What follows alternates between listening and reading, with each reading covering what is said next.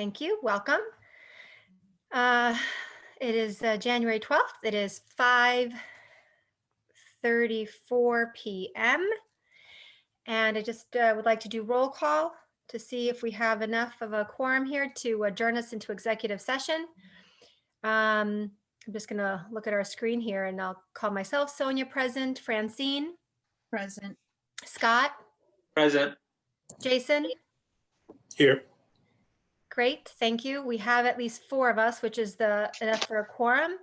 So I need someone to make a motion for us to adjourn to executive session for the purpose of discussing, we have a few things on the agenda, an employee matter, an employee matter with our council. We also have a tenure discussion, district safety discussion again with council, and a pending lawsuit again with council. So if someone could please just make that motion. I make that motion. Scott, thank you. And a second. Francine, I second. Francine, thank you. And all those in favor of adjourning to executive session? Sonia, myself, I'm yes, in favor. Scott? Yes. Francine? Yes. Jason? Yes. And I see Carrie, you are now with us? Or not? Maybe not. Okay, well, we're still 4. So the motion passes 4-0. We are off to executive session at 5:36. Okay, thank you all. We'll see you in there.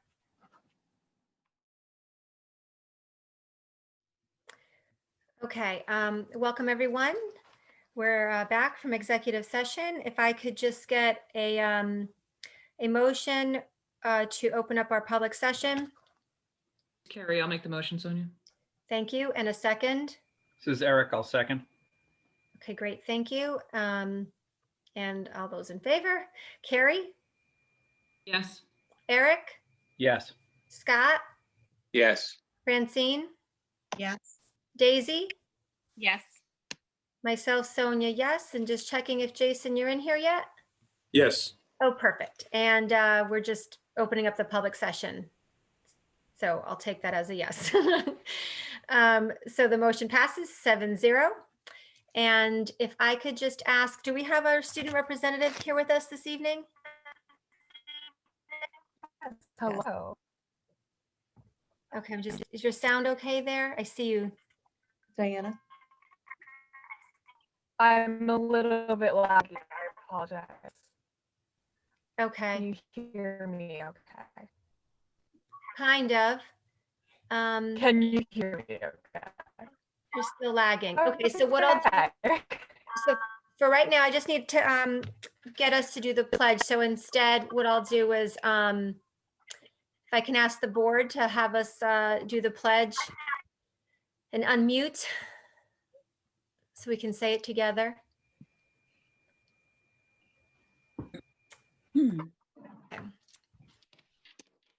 I pledge allegiance to the flag of the United States of America And to the republic for which it stands, one one nation, nation, under under God, God, indivisible, indivisible, with with liberty and and justice. justice for all.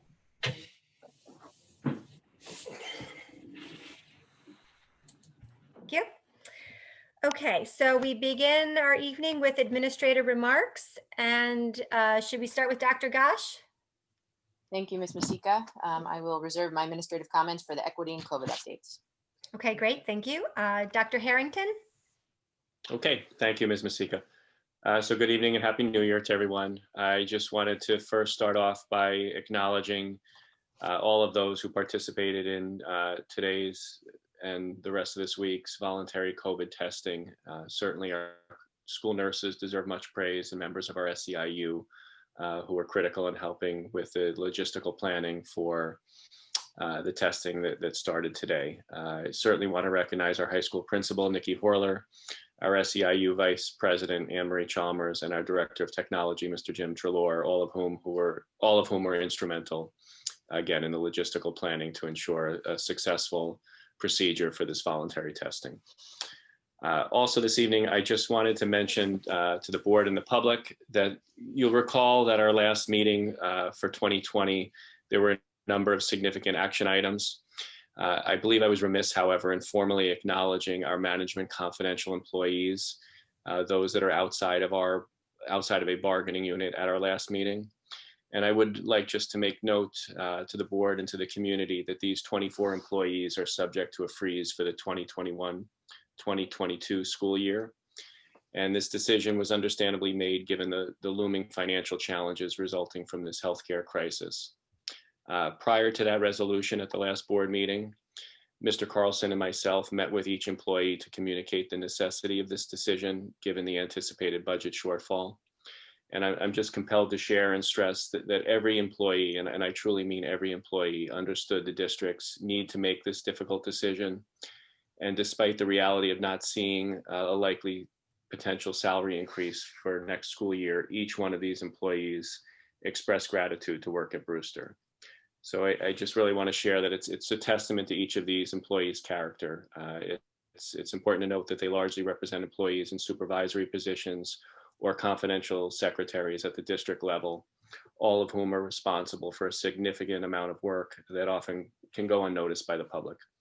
While these employees do not have any leverage in bargaining or negotiating this difficult decision that the district has had to make, they all had a choice in how they received and responded when this decision was communicated to each of them. And again, in each and every instance, every one of these employees demonstrated tact, gratitude, and character. So I think it's important that I say that we're appreciative and that we're certainly thankful for their understanding and continued commitment to excellence in their respective roles. And that concludes my statements for this evening. Thank you so much. Mr. Carlson? Hi, good evening. I just want to reiterate what Brent mentioned in all of our hardworking management confidential employees. And with that, I will reserve the remainder of my comments to the facilities and budget presentation this evening. Okay, thank you. And Dr. Banlow? Good evening, everyone, and Happy New Year. And I'm going to be reserving my comments to the numerous wonderful presentations we have tonight, and also several updates. And just want to say I'm looking forward with optimism to a great 2021. Thank you, Ms. Masika. Okay, thank you. And so just also want to welcome everyone back from our break. And I hope everyone took advantage of that time off as much as you could have. And also, I just wanted to share with the district, I think we'll probably put something out if we haven't already, but we get a monthly newsletter from the New York State School Boards Association, and Brewster was named as one of, I think, 41 districts, if I have the number correct, out of 700 some odd districts in the state, as being an award-winning district. And we're being recognized for excellence in newsletters, websites, videos, photography, social media, and other forms of outreach. Judges for the 2020, this process were NYSBA staff members. And so I thought that was great for us to get that honor, and we're doing good things in the district, especially in these crazy times. So that was really great to be put in that paper that the entire state actually receives. So, okay. So I also have things to talk about later. So that's it for me for now. And if we can try our student representative again, and hopefully your sound is working a little better. Let's see.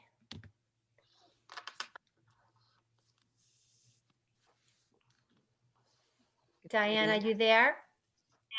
Hello, how's my sound? Is my sound okay? It's okay. Go ahead, Diana. Does it help if you call in? It might help if I switch that off. I can't guarantee that. Oh, that's better. I'm so sorry. No, that's my fine. internet That's had what enough of online school, apparently. Okay, go ahead. Happy New Year. Thank you all for having me as always. We just have a couple of things for this week. So COVID testing has started at the high school. The high school is testing 10% of all in-person students, staff, and faculty. So we are looking forward to more developments towards that in the upcoming weeks. We are also returning to hybrid schedule starting next Tuesday, which is very exciting. And it's also worth noting that a lot of clubs at the schools are still fundraising so that they can run events in the future.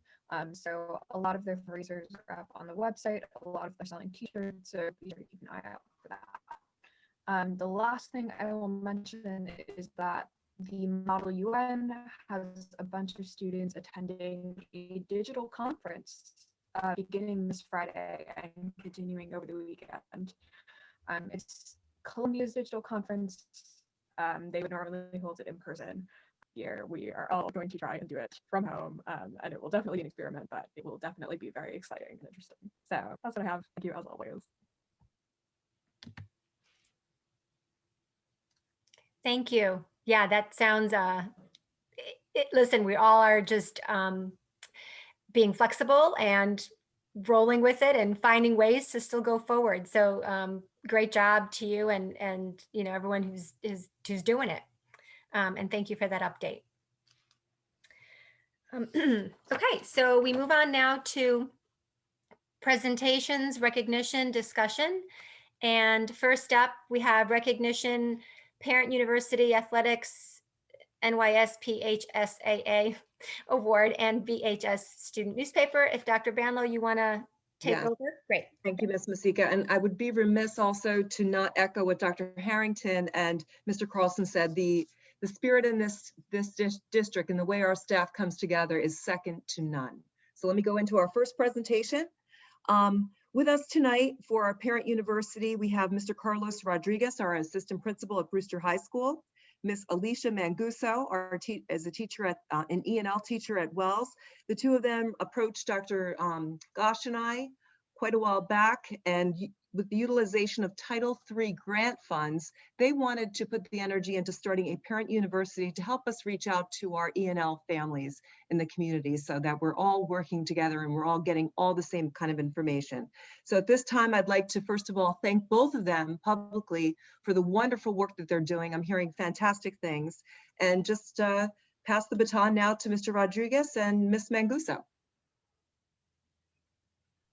Thank you so much, Dr. Banlow, and thank you to the board. It's wonderful to be here. So we're going to speak to you briefly about Parent University. We would really love to come back and deliver a more thorough presentation about the good work that we've been doing. Mr. Whalen, would you mind going to the next slide? So I'm just going to kind of talk about our rationale and the process. So Parent University is a K-12 bilingual initiative that works to engage our Spanish-speaking parents in the Brewster Central School District. Our experiences last spring as a result of COVID-19 and the quick move that we had to make to go to remote learning presented challenges within our school community. And as a way to support our bilingual parents, we created a parent university, which is tailored specifically to the needs of this community. Our purpose is to create a safe space for our bilingual families where they can feel empowered by learning new information that can help them better support their children, to ask questions, and to build community within themselves. We hold a weekly Zoom session that starts at 7 p.m. This time works great for our parents, and our attendance has been great. As you can see, the highest number of participants we've had is 63. Our lowest has been 36, and I would say that we probably average somewhere between 50 and 55 each week. Parents participate in sessions by sharing thoughts and asking questions. All sessions are run in Spanish. And through these presentations, families have a chance to meet other bilingual staff at Brewster Central School District and also within the community.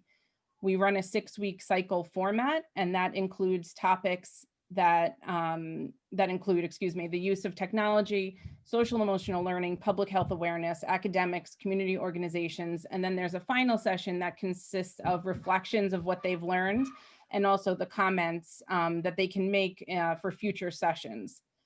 Just on a personal note, this really is one of my favorite nights of the week. I love working with our families and helping them learn how to help their children. Thank you. Carlos? Hello, everyone. How are you guys doing? Hope everyone is well. So it's interesting that Mrs. Masika was talking about outreach, because I think next year we're going to probably be even higher on that list of districts as far as like providing outreach to the community. And it probably is going to be because of Parent University. I'm going to talk about the impact of Parent University because I've been lucky to be a part of it. And I want to, publicly thank Alicia for all her hard work that she does with Parent University. So basically, we call it La Universidad de Padres. That's what we call it. So La Universidad de Padres, the Brewster, it probably couldn't have come at a better time. And unfortunately, due to COVID, we have noticed that education has become less of a priority across the country. Therefore, it's basically at this time that our parents require the most support possible. What the La Universidad has done is been able to do that for our families. This forum has made a great impact in a short period of time. Our parents have informed us that in years past, they felt like they were not valued by our district, unfortunately, and that's due to the communication gaps. They said that now they feel like a part of the school community and they feel, most importantly, empowered. They feel comfortable calling the schools and have a better understanding of the workings of our schools, the district, and even the American educational system, to be honest. They feel empowered in regards to their child's education through the topics presented and the questions answered through this platform, which is really important because they usually have a lot of questions. And some of the people that are on this panel have been there and they have seen that Alicia and I basically are there for like a presentation for about an hour, and then we usually have to stay a second hour just to answer questions. And it's been great. They feel like the district has been able to offer them the skills they need to support their child and ensure the impact of La Universidad de Padres de Brewster has been strongly felt this year. And we're confident that in the coming years, we will see this important work influence the graduation rate and student proficiency, as a lot of our parents are from the elementary level parents. So, with that said, we would like to thank Dr. Banlow, Dr. Gosh, and our Board of Trustees for making this a possibility. Here in our presentation, which we had to cut down quite a bit, because we had people make videos for us, and they gladly did it. But as you can see, some of the quotes that are there, and they're very powerful quotes from everywhere from our presenters all the way to our parents, as far as like now how they really feel valued by our district, which is a really important thing. So thank you, guys. Thank you, Mr. Rodriguez. Thank you, Ms. Manguso. We really appreciate all the work. And, we're hoping in the future we can even expand a Parent University into the future where we can even reach out to all of our families even more. So, we do, just so the community, the board knows and the community knows, we do through Google. Parents are able to request what language they would like to get any communications in, which is great. Mr. Turlor and his team have been on that. And also there's something for us to think about in the future when there is money available. We know the situation we're in now. Google Extension would provide audio and written translation. So that's something for all of us to think about in the future. So thank you, that was really great. And thanks for everything you're doing. And yeah, Dr. Banlow, if I can just say thank you on behalf of the board as well. It's so great to help close these communication gaps that have existed in our district with our families. And I agree with what you've just suggested as well, in terms of, when it is possible for us to do so, anything we can do to continue that with all our parents. And if we can add, like you said, the audio and the video and different things too, it's all just super helpful because we do have the information, it's there, but it's sometimes difficult to get it out to everyone, and these are different and new and great ways. And so I just want to thank our presenters this evening as well for your presentation, because that was just good to know. And yes, please come back when you want to share more with us. We're always open to that. Okay.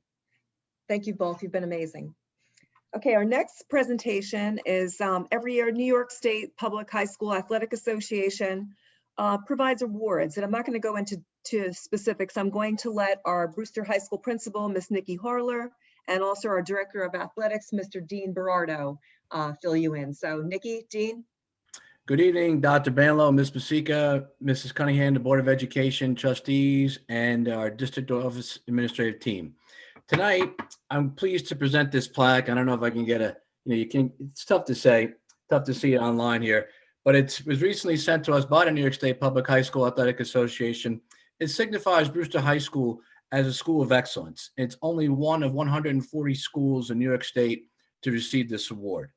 Every season, the NYSPA, New York State Public High School Athletic Association, sponsors individual and team scholar athlete awards for the fall, winter, and spring seasons.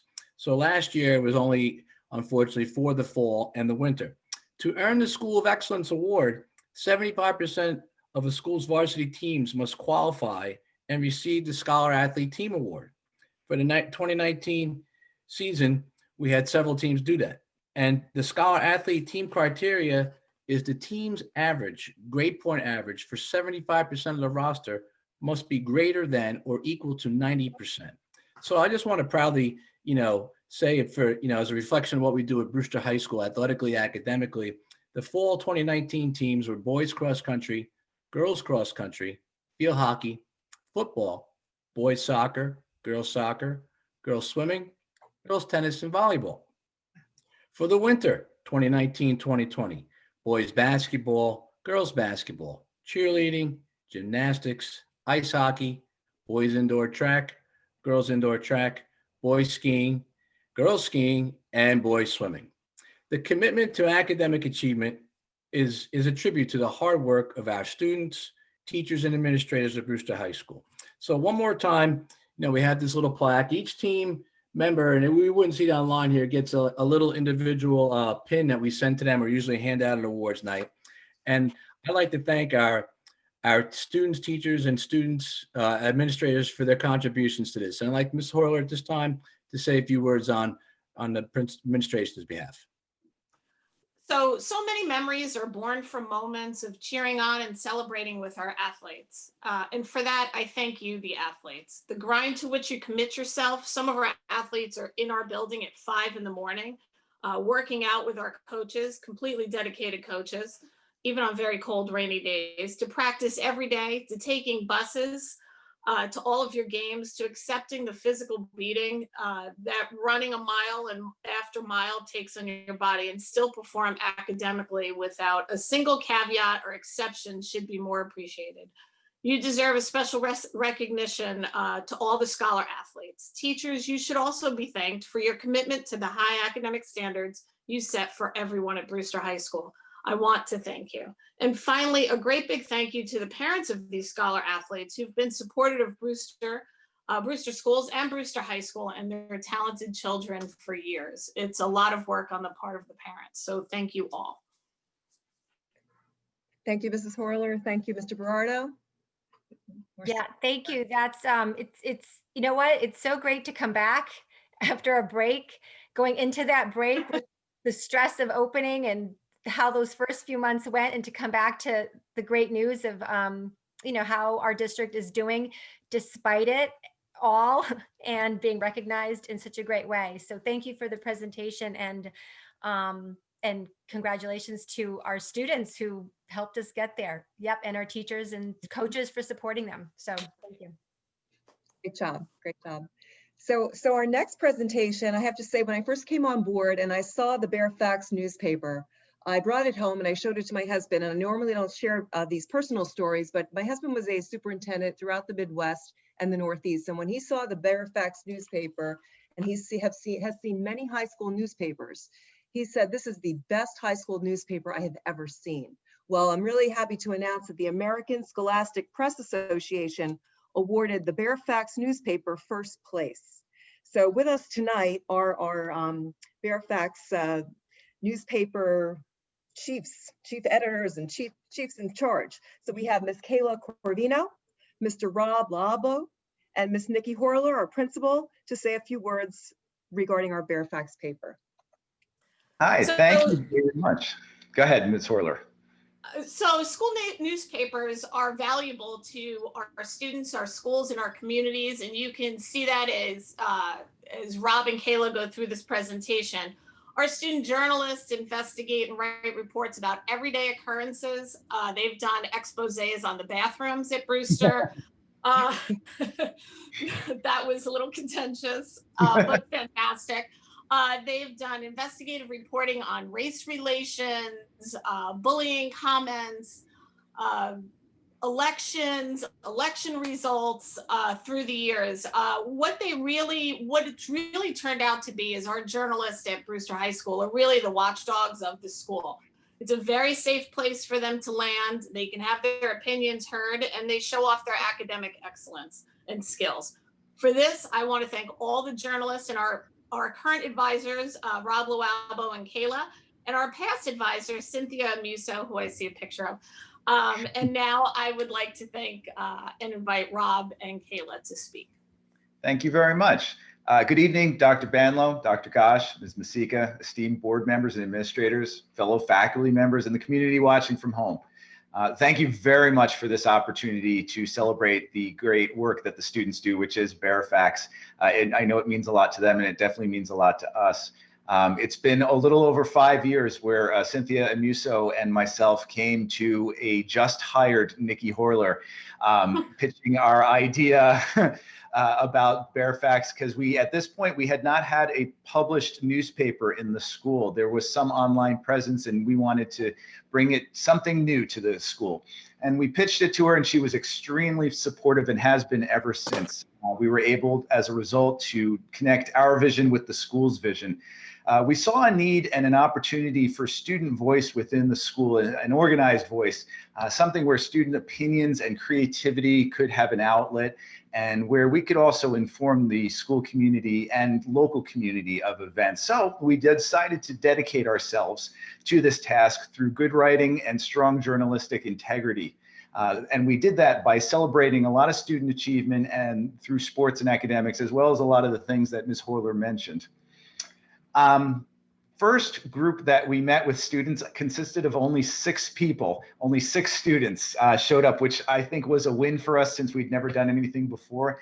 And we saw that grow to this current issue, which I'll let Ms. Corvino talk about in a little bit.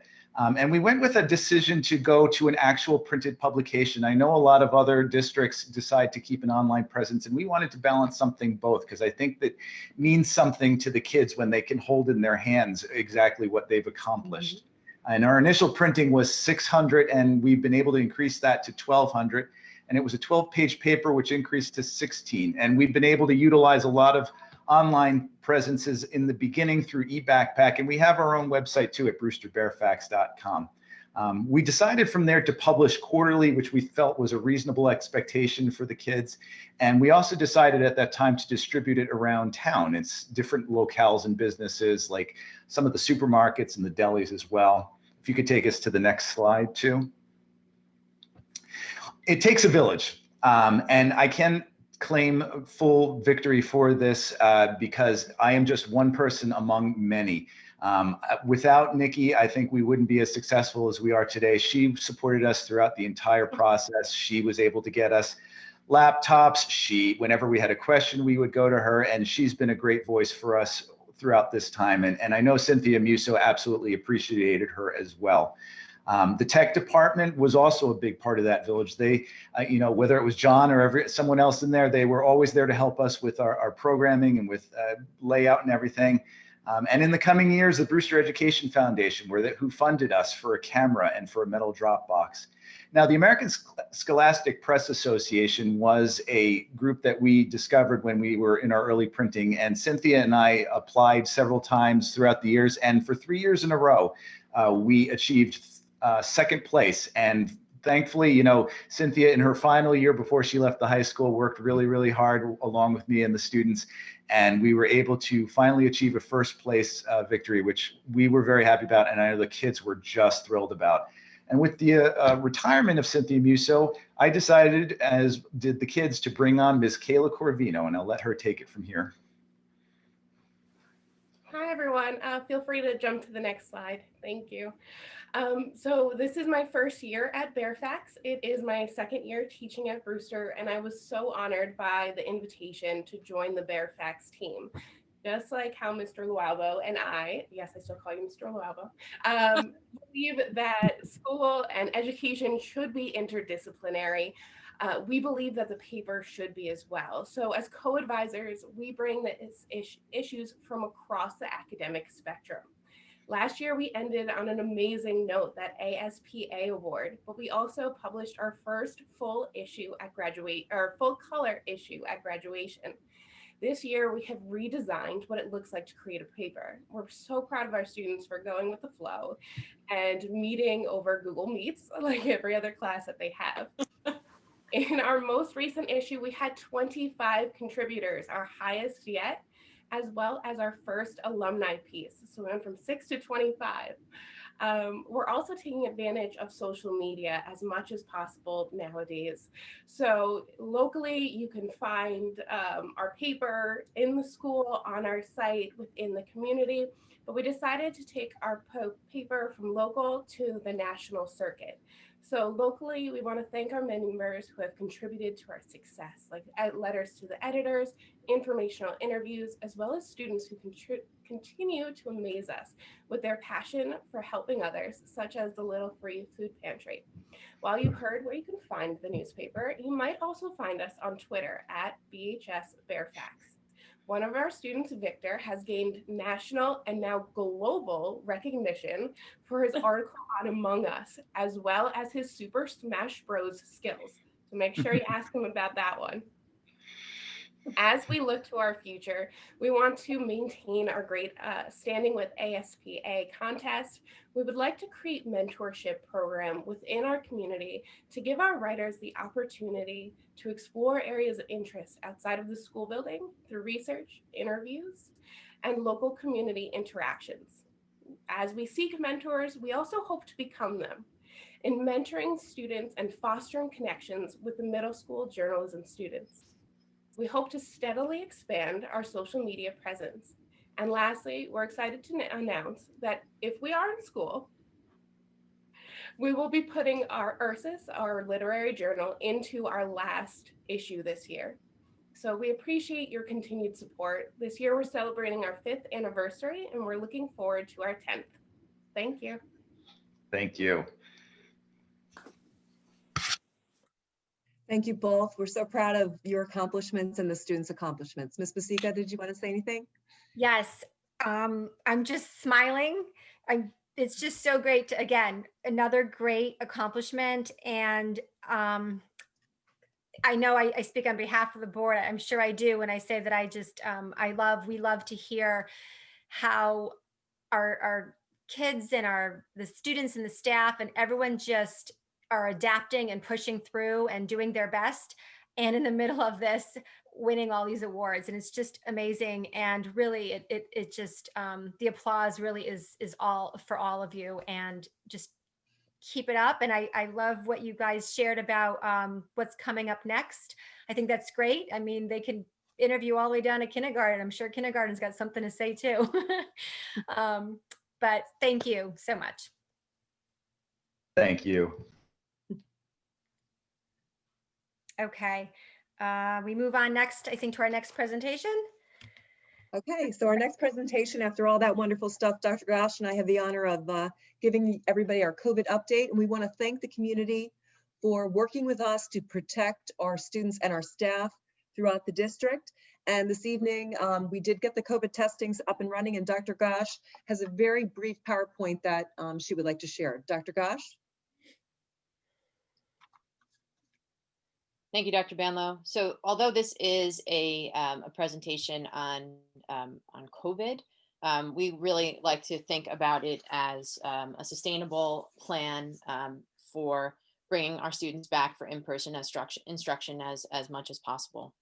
So we've all been on this roller coaster ride in terms of guidance, right? What microclusters are going to trigger any sort of designation, what infection rates need to be at certain levels in order for us to have to test, and then even how those metrics are looked at. Is it at the neighborhood level? Is it at the county level? Is it at the regional level? So we have been dealing with these changing goalposts for 4 months. So what we collectively decided to do was to take control of a situation in which we felt very much at the mercy of changing rules and these moving goalposts. So we have set out, and as Dr. Banlow mentioned, we began testing this week. We have sent out to get more information about what is the infectivity rate in our actual schools. So we've been asked some good questions about, what has changed, because when we first talked about testing, we were unable to do so because of a number of factors. Just like the changing goalposts, some of the guidance has changed. So initially, tests were not free. Now we were able to acquire rapid test kits from the Department of Health. We also would like to thank over and over and over again the Putnam County Department of Health. There is a lot of bureaucratic levels to work through when you all of a sudden become sort of a clinic, right? A testing clinic. They have assisted with red tape and they continue to do so. And also, we were told initially that we could only get the test if we were designated. And what we thought would be a designation several times over never came. So with all of these shifting rules, with all these variables at play, we really needed to get a handle on, again, what our local infectivity rates are. So in conjunction with our school medical director, the Department of Health, our nurses, administrators, and select SEIU staff, we developed a testing plan. So what we are committing to is we are looking to have a 20% monthly testing of staff and of our in-person population. We will commit to this for the months of January, February, and into March on a bi-weekly basis. There's one exception with February break that we're pushing it off a week, but we will, this is our plan. I should also mention that we have spoken to all of the union heads and we even made some adjustments to this plan based on their feedback. So this is truly, one of the great things about Brewster is that when there are issues and when there are things to get done, we come together and we get it done. And this is a great example of that. So today we tested 107 staff, all were negative. This was on a voluntary basis, again, because we have no designation. Wednesday, Thursday, and for at least part of Friday, it looks like we will need to test 10% of our K-12 in-person students. So we need to, our in-person population is about 2,066 students. So we need to test around 206 or 207 students every month in order to make sure we get a K-12 snapshot. So while we have some flexibility because we are all remote this week in terms of students testing, we know that we need to learn from the testing administration this week. We're already so much more efficient today than we were yesterday in doing a dry run even and the day before. So we'll continue to assess and adjust as we move forward. We have a meeting next week to do exactly that. Here are some pictures of how we have transformed the Brewster High School cafeteria. We have 6 different testing stations. Each of our school nurses has their own testing station. You might recognize this man in the lower right-hand corner, stepping up to get tested. He was very brave. Here are some additional pictures that just show a little bit of a snapshot of what the high school now looks like. Here's what we are thinking in terms of test administrations. So if we can control the day we test, we want to be mindful of the 48-hour window, because we know if someone is on school grounds, 48 hours of when they test positive, we need to quarantine and we need to contact trace. We want to avoid that as much as possible. So here's what we're thinking of doing as we move forward, committing to this 20% monthly testing to minimize the number of days that students would miss in-person instruction. The week of January 25th through 29th. Now, this is all subject to change, but this is how we're approaching this. Okay, so day one, let's say we test on Monday, January 25th. CV Star and JFK would be in person, 612 would be all remote and asynchronous, and they would test. If we do have anyone that tests positive on that day, we have the Saturday and Sunday buffer, and we would not need to quarantine students, and we don't have an infectious individual on school grounds. Day two, what we would do is we would flip that.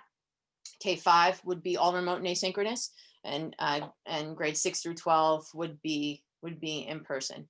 The next test administration, we would flip that. So different cohorts are impacted for their in-person days. And again, we're getting a K-12 picture on a monthly basis without sacrificing too many instructional in-person days and minimizing the potential for quarantine and contact tracing. We have to be determined the week of March 1st through 5th. Part of the reason for that is that we want to see how this week goes so that we can adjust as we need to. And the other part is that there is a professional learning day that week. We would look to use the professional learning day that we already have on the calendar as a testing day, but we don't want to do it within the 48-hour window. So we might be coming forward to the board, perhaps in the next meeting, to talk about a calendar shift there. But this is all very fluid. We're doing our best to learn from, to develop a plan, implement it, learn from it in a collaborative way. All right, we have received some questions on who has provided consent. So again, we only sent out consent forms to our in-person population, which is a little over 2,000 students K-12. Here's where we are so far. The 809 students whose parents have provided consent, that's a combo of yes, and I can get this done privately. Yes, school-based personnel can do this and I can come in this week, or yes, school-based personnel can do this, but I just can't make it this week. We have about 17% or 18% who have said that they would like to not provide consent, and that is within their right to do so, and their son or daughter still can attend in-person instruction, and that's for the governor's office. We do have about 40% of our families who have not responded yet. Again, this is for a myriad of issues. A number of families have reached out because they have COVID in their home, and so they're hesitant to provide any sort of consent at this point in time. There could also be questions that have not yet been clarified through the FAQ. It could also be that they have other circumstances going on in their home. So we are going to continue to reach out to those 892 families to see one way or another if they could just let us know. That would be really, really helpful.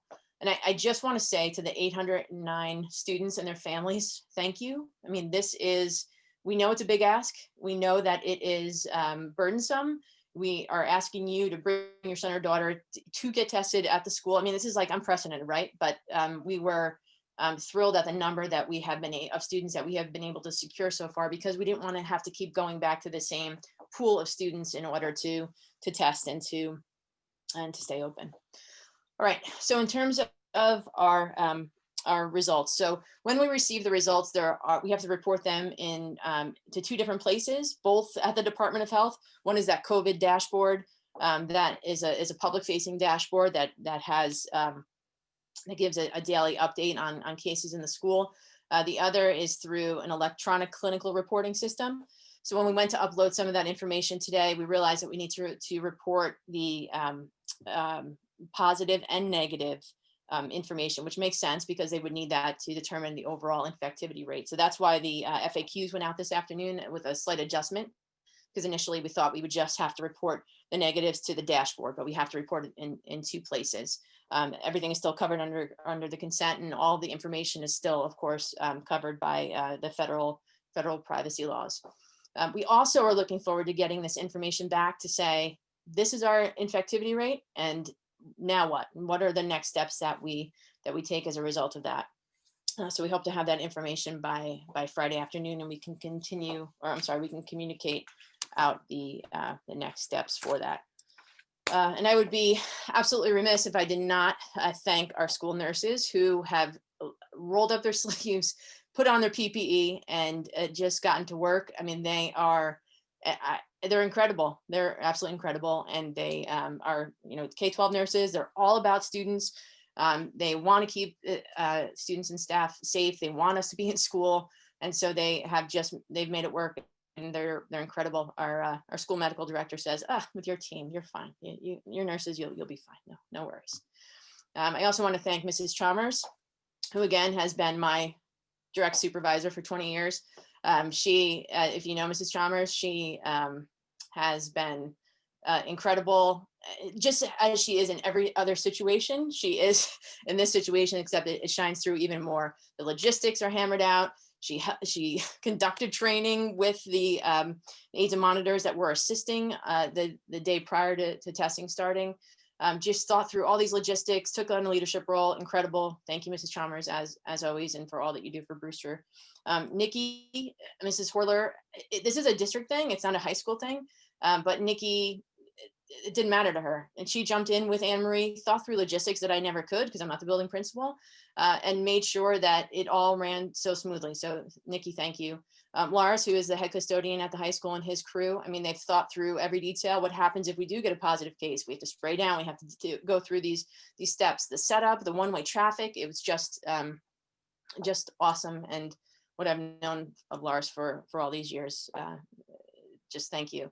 And finally, all the staff that is assisting with testing, we're figuring it out and getting it done. So thank you all.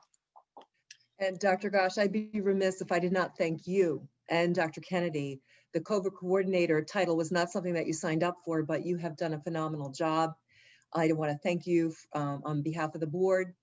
And I also want to just stress that we continue to reach out to all of our collective bargaining groups, all of our stakeholders, all of our families to get consensus on how to move forward.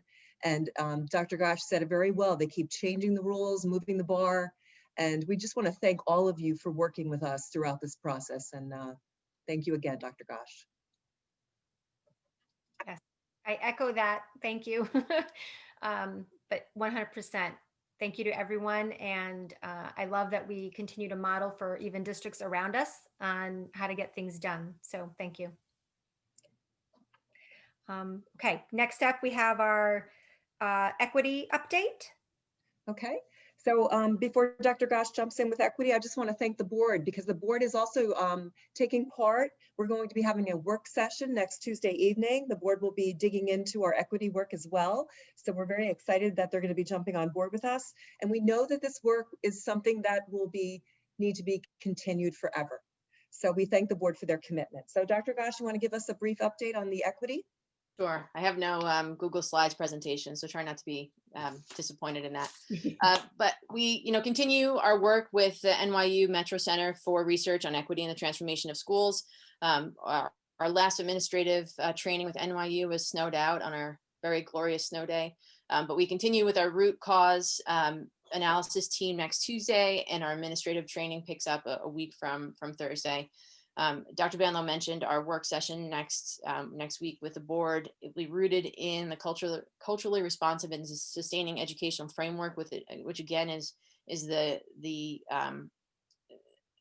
NYU is the chief architect of that work, and this underlies all of the other work that we have in front of us. So I look forward to continuing this work and to updating the board at our next meeting. Thank you, Dr. Gosh.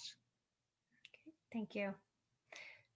Okay, so next up we have our Brewster Vision 2025 update. Okay, thank you, Ms. Masika. And COVID seems to be fighting me for the Vision 2025 update. So what we have decided to do, and with hopefully with the board's blessing, is we are going to move our actual strategic planning Brewster Vision 2025 till the fall, till October. So what Dr. Gosh and I would like to do is we are going to continue the strategic coherence plan. We want that to continue to live into the future because of all the great work that has been done long before I got here. So we're going to be having a meeting with our SCP steering committee sometime in March and April to talk about our student outcomes, because we do have our JFK and CV Star have been working, coordinating beautifully on working on some student outcomes like the profile of a kindergartner, profile of a fourth grader. So I won't go into too much detail, but we're going to be finishing up that this year and then jumping into the work in the fall. And we will get those dates out to everybody pretty quickly. We're hoping to do like a Tuesday evening from 4 to 8, a Thursday evening from 4 to 8 in the same week, because we have a consultant that works with us that will be here, and then a Friday 9 to 4 during the day. So it would just be one day that we would take out of people's lives. And we thought next year would be better since this year has been really hard for families taking off from work. So Dr. Gosh, did you want to add anything else about the SCP, or did I cover that? Just that it would be, we think in doing this, we're providing continuity between all the work that we've done over the last 5 years with the strategic coherence plan, picking up the work that we sort of left off with pre-COVID, where we were sort of assessing what this really looks like, what outcomes we could measure, and bringing that forward to inform our next 5-year plan. Thank you. And it's really important to all of us to meet in person. It works best when we're all together in person to make this really come to fruition. So that concludes our Vision 2025 update. So I'll just add or comment, I guess. And if anyone else on the board has anything they want to add, so for me personally, I like to get things done yesterday.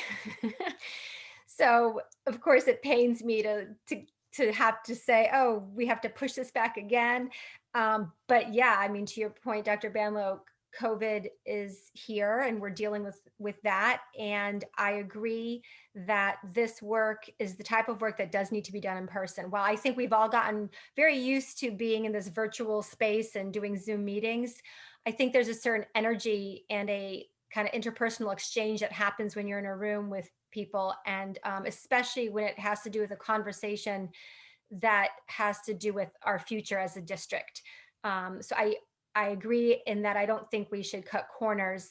And if that's the best way to get the work done, then that's what we should do. And if we need to push it to the fall, then okay. And I think as Dr. Gosh pointed out, we're actually not doing nothing. There's going to be some meetings coming up in the spring, and it absolutely is part of the foundation.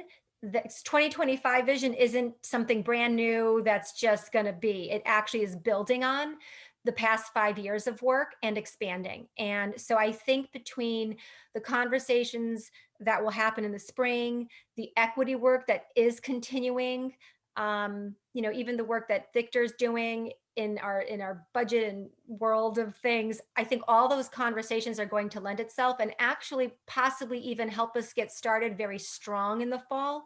Because I think we were trying to overlap so that we could, as soon as one ended, kind of one set of 5 years, jump right into the next 5 years running. And we weren't really able to overlap that work, but in a way we kind of are still, regardless. So I think we'll be okay. And I'm thankful to everyone for still staying on top of this and doing the best we can and just continuing to build that foundation for the future.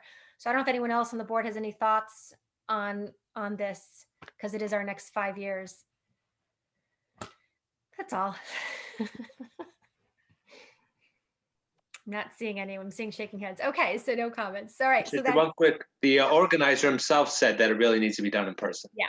So, I mean, let's default to the experts again. Yes, he did. In his experience, he thought that was also the best way. So thank you, Scott. Okay, so if that's it for that update, I'm just looking down on my list here. We move on to our next discussion item, which is discussion on policy and social media. And so I'll start us off for that. And I do believe once I get through what I need to say about that, the board can jump in. And we also do have our legal counsel present this evening, just in case there were any additional questions that I couldn't answer and that they could speak to. So, all right, let me just start with this. Hold on. So first, for the community that might be watching this evening and not aware, we've been reviewing for quite a while now our social media policies. I don't know the dates offhand, but we've had previous board meetings where we've discussed our social media policies. Obviously, we live in a very virtual world, a very social media driven world these days. And it was important for us to figure out what those policies should look like and how we should manage those avenues, because they're great tools. And, but we do need kind of rules around how we function with it. And so what we do have quite a few policies already in place. And I do want to mention a few things. So first, let me just look at my notes. We have policy 3410 and 3410R, which is actually referring to our code of conduct on school property and our code of conduct on school property regulation. And in addition to our Board of Education social media guidelines that we've already adopted, there are also social media guidelines in very specific areas of our school district in terms of, technology and how it's used. But these two policies that we currently have in place, to some extent, cover what happens in our social media world, but it doesn't specifically say it. There's a lot of implications. So, for example, in 3410, currently, it says the district code of conduct will be reviewed on an annual basis so that it can be updated as needed. And it does say that it applies to school personnel, parents, persons and parental relations, students, other parties. Basically, it covers anyone that's involved in our district in any way, falls under the code of conduct on school property. And it further extends the rules to reference teaching programs, activities, administrative, cultural, recreational, athletic, other programs, activities. So it does cover that. I would actually ask that maybe our policy committee to review this as well and just possibly add the actual language that talks about school district sponsored accounts, because I think it's implied, but I think it'd be better to just add that information. And within that 3410R policy, it also does mention in number 5, 7, 17, 19, 20, and on the next page, number 2, it does talk about the areas under which, what kinds of language or action or behaviors, what's tolerated, what's not tolerated.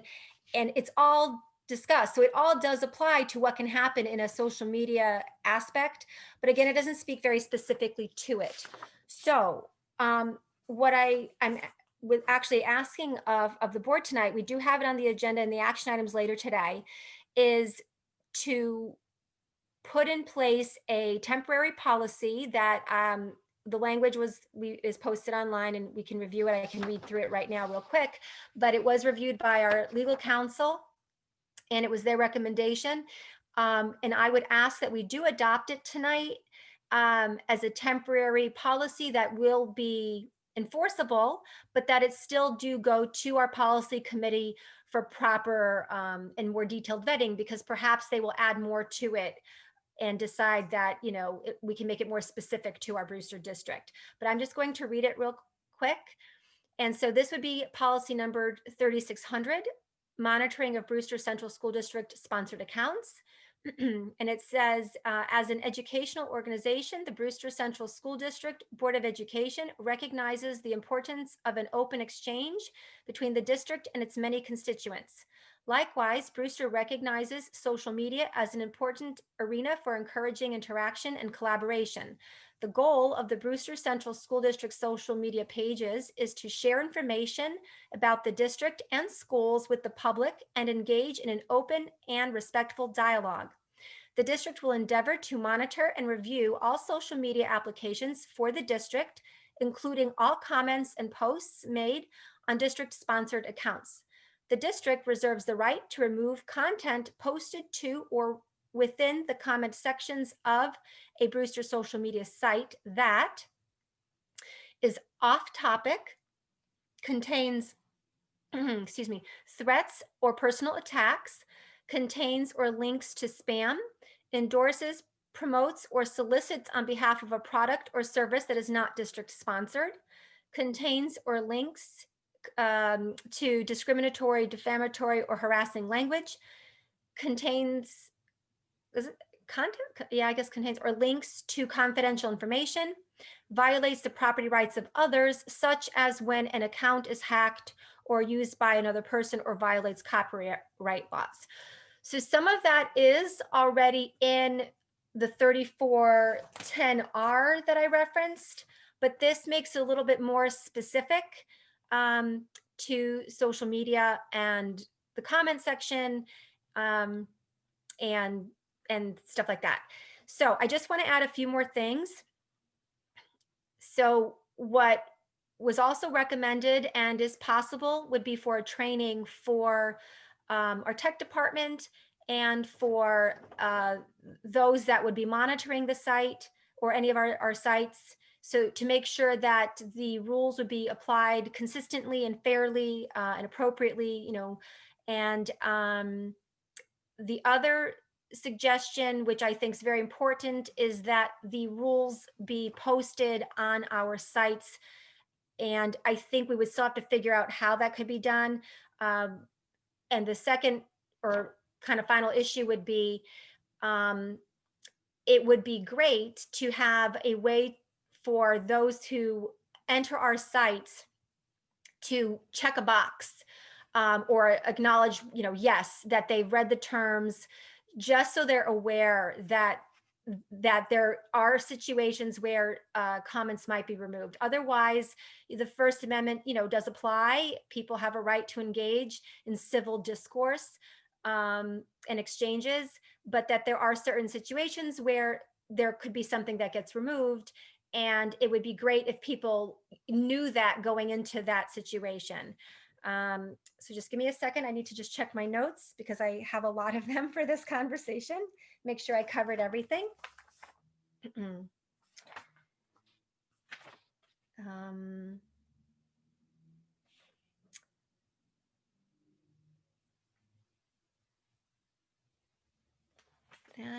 Yep. And then, so lastly, and then I'll turn it over to ask if the board has any questions, would be the few questions I had. So while I am presenting this, I still was left myself with a few questions.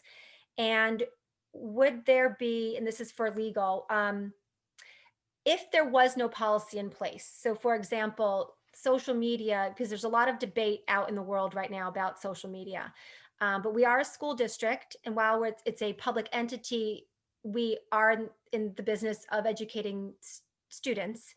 And is there something within education law that says we can apply our code of conduct, you know, in a very specific situation? So even if we didn't have this policy and people were becoming, I don't know, inciting, you know, violence or something, that could be removed because it's in the context of a school setting, or is it still, you know, part of the First Amendment right to free speech? And I think that'll come with the training that our staff will get. But I think for tonight, it'd be good to also comment on that. And also, what consequences, what are allowable consequences besides removal of a comment? If people keep coming back and continuing and, you know, refuse to adhere, are we allowed to actually block or remove someone from a list? Not that that would stop them from coming back in and under another name, but are we allowed to take additional steps besides just removing a comment? So those are my two questions for legal. So I will pause with all that said and ask for the board as well, you know, to share your thoughts. So my question would be, my understanding in the past, and I don't know if this still applies because this might be some dated precedents, but is that we had the choice and the ability to decide whether or not we would allow comments on our social media pages or not. And I think we probably have discussed this before, but I think we should examine the possibility of just eliminating comments altogether. I'm very concerned about putting our employees in a position to have to make decisions in a matter of law that is extremely complicated and very much open to interpretation.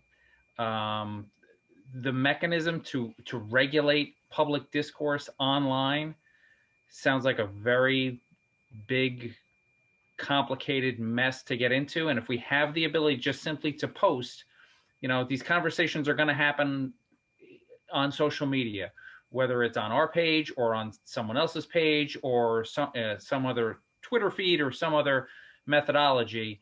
And I'm not, if we have concerns about the level of discourse on these social media platforms, I am concerned about providing the platform and then trying to regulate it after the fact. Yeah, I agree completely. I mean, this sounds like we're making much more work for the people in the district who already have untold numbers of work because 10 parents want to pick a fight with each other about a comment.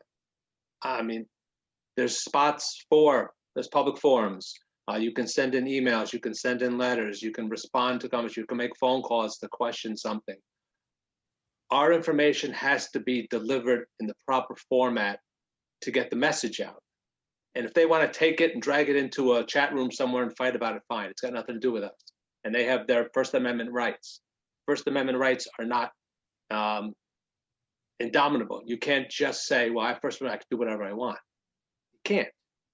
And that's been proven and disputed. And all we're doing is setting ourselves up for more and more fights. We're making this too complicated. You know, our information, we get it out. We say good things about the district. We say bad things. We get informational. We get the point across. And what happens to it after that is not our business. And if by doing this, we're making it our business. We're opening ourselves up to lawsuits. We're opening ourselves up to problems. The district just wants to put out a message. That's what it should be. We're making this way too complicated. So it would, so I mean, there's a few questions there also. Whether the platforms allow us to shut off comments, and it would shut off comments for everyone, even even the majority positive ones that generally occur. It would be done. So I'm not even sure if each platform allows for comments to be completely shut off. I don't know if that was going to be my question. I mean, I'm more of the mind of allowing comments. If grown adults don't understand the proper time and place for personal attacks and they're doing it on a school district website, shame on them. But I'm not at all in favor of having anyone have the burden of selecting which comments are appropriate and which are not. I just think it opens the district up to a whole host of issues. So I think it's either, I would prefer comments be allowed because more often than not, comments are absolutely fine. We don't have this problem too often on the district's pages, at least. And then my question was, if a particular post leads to commenting that maybe falls within one of these items outlined in the proposed policy, can we just shut off comments entirely? Does that open us up to then we're not picking and choosing, we're just saying everything, we're done. So that would be one question that I would have. Okay. I'm writing down our questions so I can recap for council after. Anyone else have thoughts on the need for this? I mean, I guess, can I ask, I don't know if Jim Trelaw is on and if he knows the answers to the questions in terms of our social media accounts. And I don't know if you're the right guy to ask, but with Facebook, and we're on Twitter, and I don't know if we're on Instagram, but Twitter and Facebook. Can you shut off comments? No. The whole kind of basis for the platform is to have that social things. Within Facebook, on like personally, you can say, I only want to make it available for my friends. And so there's that kind of a control that you could put on there. But with the Brewster's, the district webpage or the Facebook page or the Twitter account, it's really the whole platform is designed to build that sense of community. And it really, part of it's for us to get our message out, but it is also to gather that information back in. And that's part of what you do by allowing that. And the tough part is that you do have that, the few bad actors that will, have something negative to say. But that's valuable information as well, to know that there's people unhappy with different things that are out there. But as far as controlling whether they can comment, that's not really possible on those platforms. Okay, so with that said, and the fact that comments seem like they will be allowed to continue because we can't shut them down, to me, it would make sense to put something in place in terms, at least we got to start with the policy. The work for someone to do it, yeah, that's a whole nother, which is why I suggested the training to help with that. And it wouldn't be a perfect science, but the training will help. So with that said, those who said they wanted it kind of just no comments, what are your thoughts now? I mean, let's say the general process of Facebook and such, but I know there are, I guess, groups or clubs, whatever you call them, that are controlled by administrators, and those you can have no comments or comments. So that would be enough. Yeah. Change our Facebook page as it stands to a district group page. We would have to allow, it's still, because we are a public school system, we can't pick and choose who we let into the group because people need to have access to it.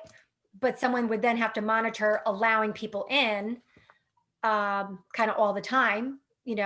People can't just, once you're in, you're in, but then new people show up all the time. Someone could be just looking at moving to Brewster and want to check out what's on their Facebook page, but now they have to be accepted to the group to access it. So then someone would have to monitor, making sure they're allowing everybody in. And then I guess I saw Jim nod, and in there wouldn't be comments. But again, to Jim's point, the comments still seem to be valuable, both positive and negative. Yeah, but they can send a note, they can send an email, there's ways to comment. I don't think somebody from the district is reviewing our Instagram and every page is looking at all the individual comments. I mean, that sounds pretty mind-numbing to myself. Maybe they do it, the poor people, but the thing also, like you said, then people from outside that want to come. So right now, they're going to log on and they're going to pull up our webpage and they're going to look at things. And just because we stop conversation doesn't mean the comments aren't still there. We don't delete them. So all these crazy comments that didn't go over the edge, but are just relatively adults fighting, are still there. And in fact, it's continuing right now. A couple hours ago, they were still going at it. So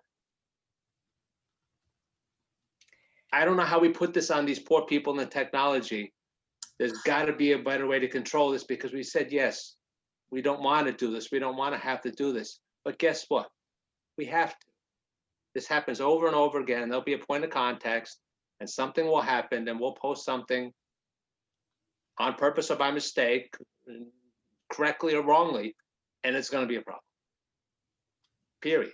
I mean, it's going to happen. It's just a matter of what we do after the fact.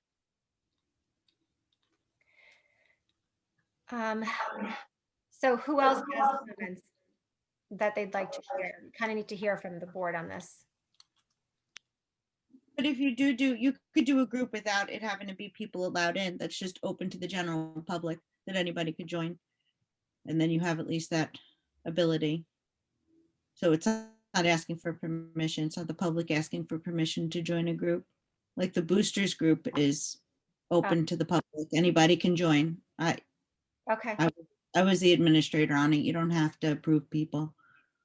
I mean, so that the group for Facebook would solve potentially, one issue in terms of, okay, we have a group, district group page for Facebook where comments are shut off. So that would then limit us getting any feedback on any posts, but it doesn't solve, for example, Twitter or using any other social media platform, which we could choose not to use. But I think part of the issue is that social media is not going away. People are transitioning, unfortunately, more and more to a virtual way of life. We are having less and less, personal, in-person exchanges. I think the world is changing. I don't like it. I don't agree with it. And so I feel it's sort of our obligation to protect ourselves and at least have a policy in place, because it's that or not use social media and then have just the Facebook page with no comments. And I don't know how realistic that is, just for my opinion, in the long run. You know, I think it is a lot of work. We do have someone right now that is, Scott, reading all of it, and it does take a lot of time, and it's unfortunate that it needs to be done.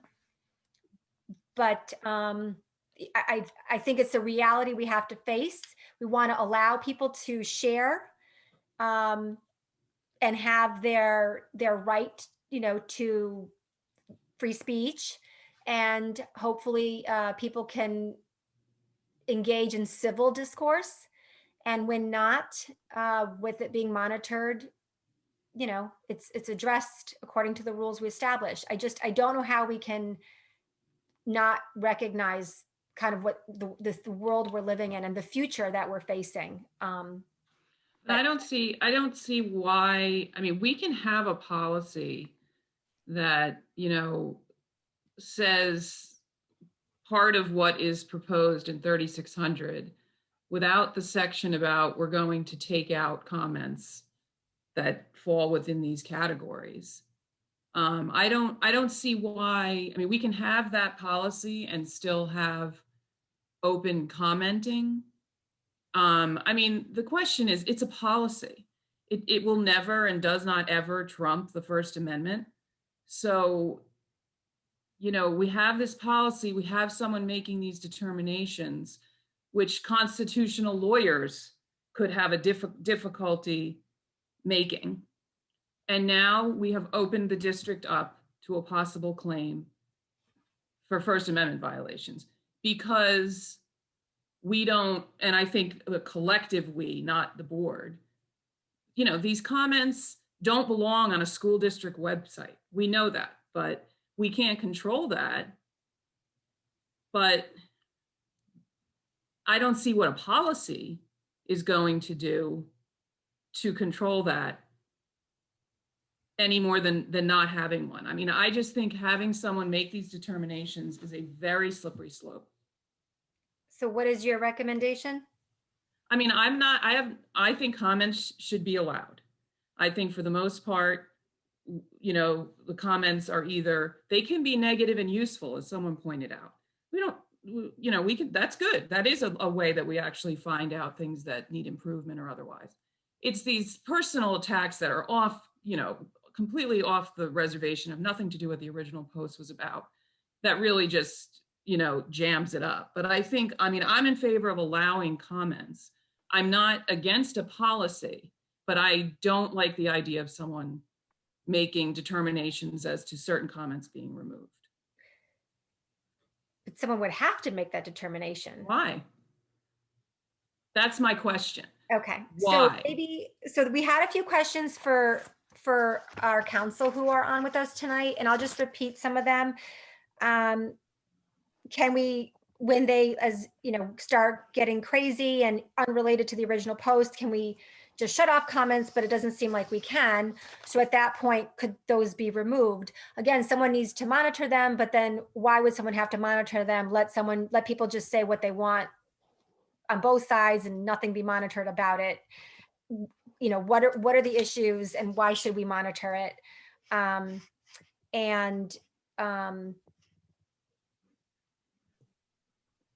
You know, what about, I guess, consequences, you know? So yeah, so if, I don't know if Allison or Dan are on, I think tonight. Yeah, sure. We're here. Allison, oh, yeah, so you want me to take, I'll take the first one regarding, you know, your code of conduct issue. So your Facebook page, your district's Facebook page is property of the district, much like your facilities. It's in the it's virtual property, but it's property nonetheless. So to the extent that you simply, you know, you put a post out and then people start chiming in and then they start using harassing language or, you know, discriminatory language. on it, and you just let that fester, then as a governmental agency, you may be subject to a claim for you're being discriminated against on the basis of any number of protected categories, or that you are allowing harassment to do it. And since you have any number of policies out there that prohibit this conduct, then it gives rise to a claim that you're in violation of those. As far as consequences go, that's kind of a slippery slope too, because you can, if you're opening up the forum, you probably, if people are violating it, then you're going to have to enforce your policy. And if they continue to violate it, then, perhaps you could issue cease and desist letters. Perhaps you could, if you set up, for example, the Facebook page as a group, and I know that there are other Facebook groups, and you ban them, but so then the question is, are you denying the individual an opportunity to comment on this group? Maybe not necessarily, because there are other ways that the individual can present their point of view, via email or letters, or they could come to board meetings. But I think the question then would be, have they, at what level can you prevent them from participating in it? And I think you have to be careful of that, because this is a public forum. It's not an open public forum per se. It's a limited public forum, and that's why you can, as a matter of policy, adopt reasonable restrictions, because you can control the time, the place, and the manner, as long as they're reasonable and not in violation of the First Amendment. Right, and to Carrie's point, by having the rules set forth ahead of time, that assists the district should any of those comments that Dan was mentioning, something that's discriminatory, you've already put somebody on notice that these are the reasonable rules that have been put in place in this forum, in this public forum. And so if you did decide to remove that comment, then you can say, well, we set forth the rules ahead of time. These were the expectations. You violated those rules. And I don't necessarily think that we should ban them from being able to see the page. If let's say they just were out of hand and they keep posting the comment, we keep having to take it down, as Dan mentioned, I think it would be an issue to say this person can't see the information that's coming from the district, but perhaps this isn't the forum that they're permitted to express their views on. Like, as Dan said, maybe they have to do it via email, attend a board meeting during public comment session, etc.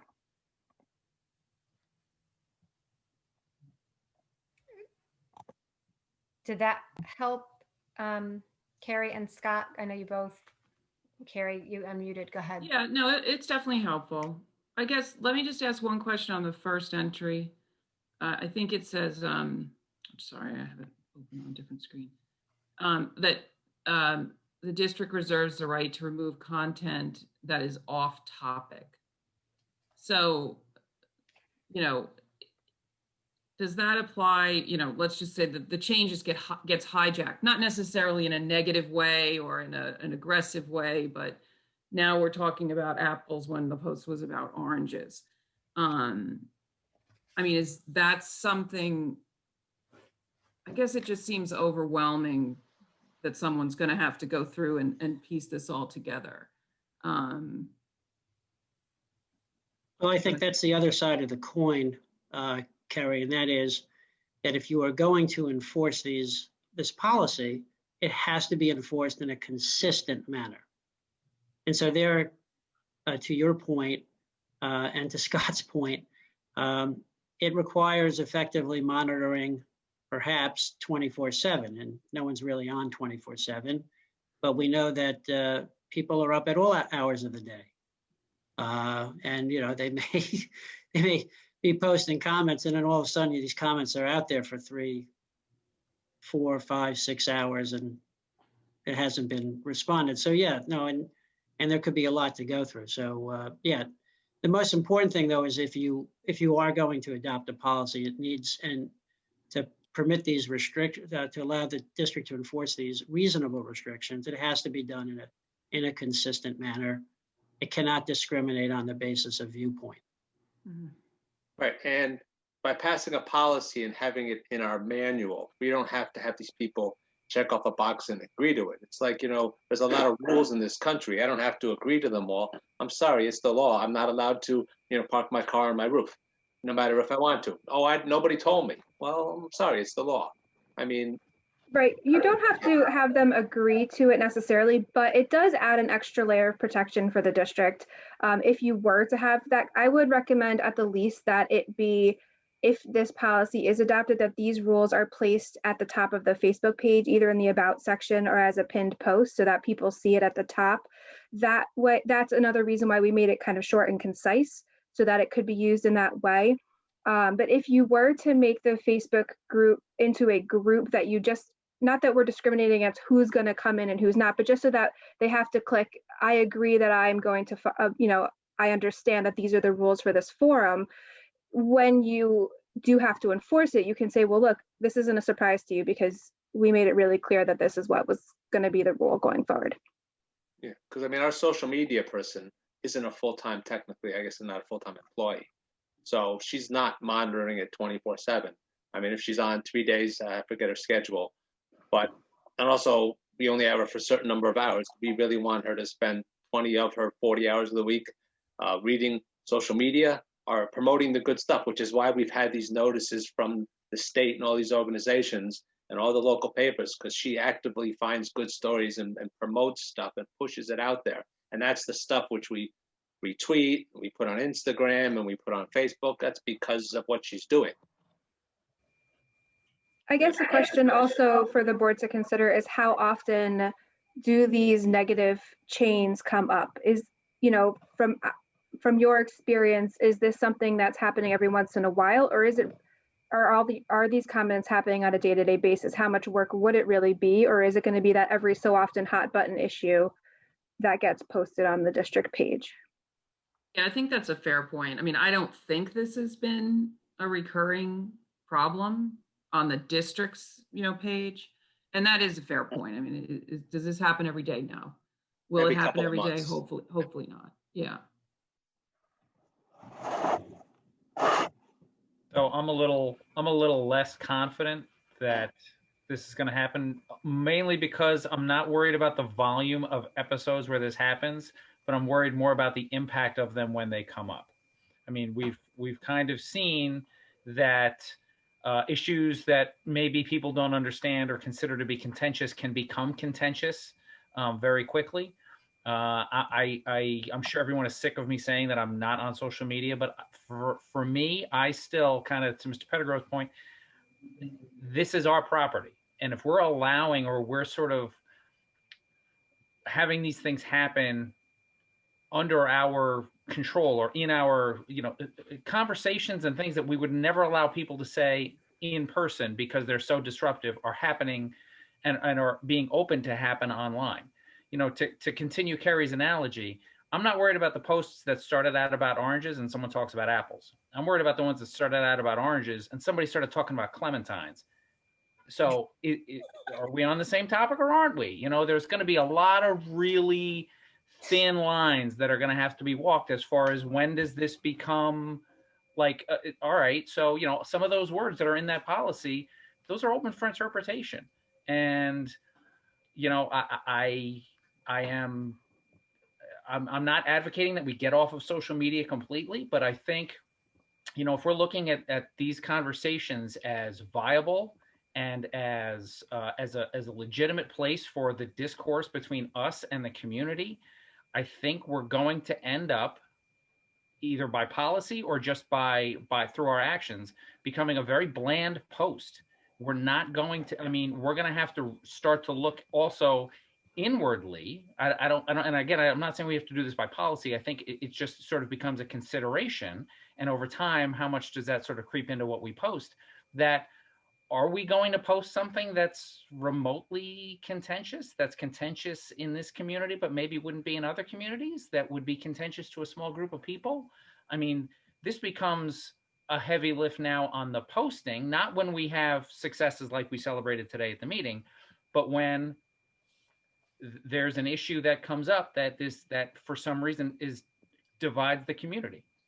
Because then we're sort of, I feel like I could imagine, and I only say this because in the 2+ years that I've served on this board, this has happened a couple times. Another situation where something happens and we look back and we go, oh, geez, that probably wasn't, how did we get there? And if we're going to ask ourselves how we got there, then it's probably going to be innocuously enough, innocently enough that it started internally. And again, I'm not trying to put any sort of blame on where people take these messages, not in the least. But what I'm saying is that if it's anything more than very vanilla, very look what happened, isn't this great? I'm concerned.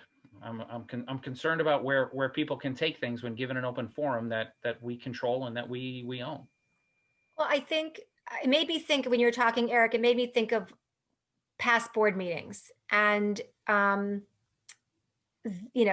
people pre-COVID were able to come, they were able to have their minutes to address the board. And I think it's also a frustrating time we're in that people don't have that, people need to be heard, they need to feel heard. And wherever their frustration is, and I wish that they would actually email us more because they're venting in spaces that it's not appropriate, but they don't have that access to a board meeting right now to come and share with us things that they're feeling or experiencing or what's going on. But I think the truth of it is that board work isn't easy, and there will always be some issue that will be contentious. Doesn't matter. 10 years from now, there's always going to be something. And in my opinion, from all my years on the board, I feel like the best thing we can do is expect that things will come up, that people will get angry and upset and frustrated. And for us to be prepared the best we can to manage that and get ahead of it when we can.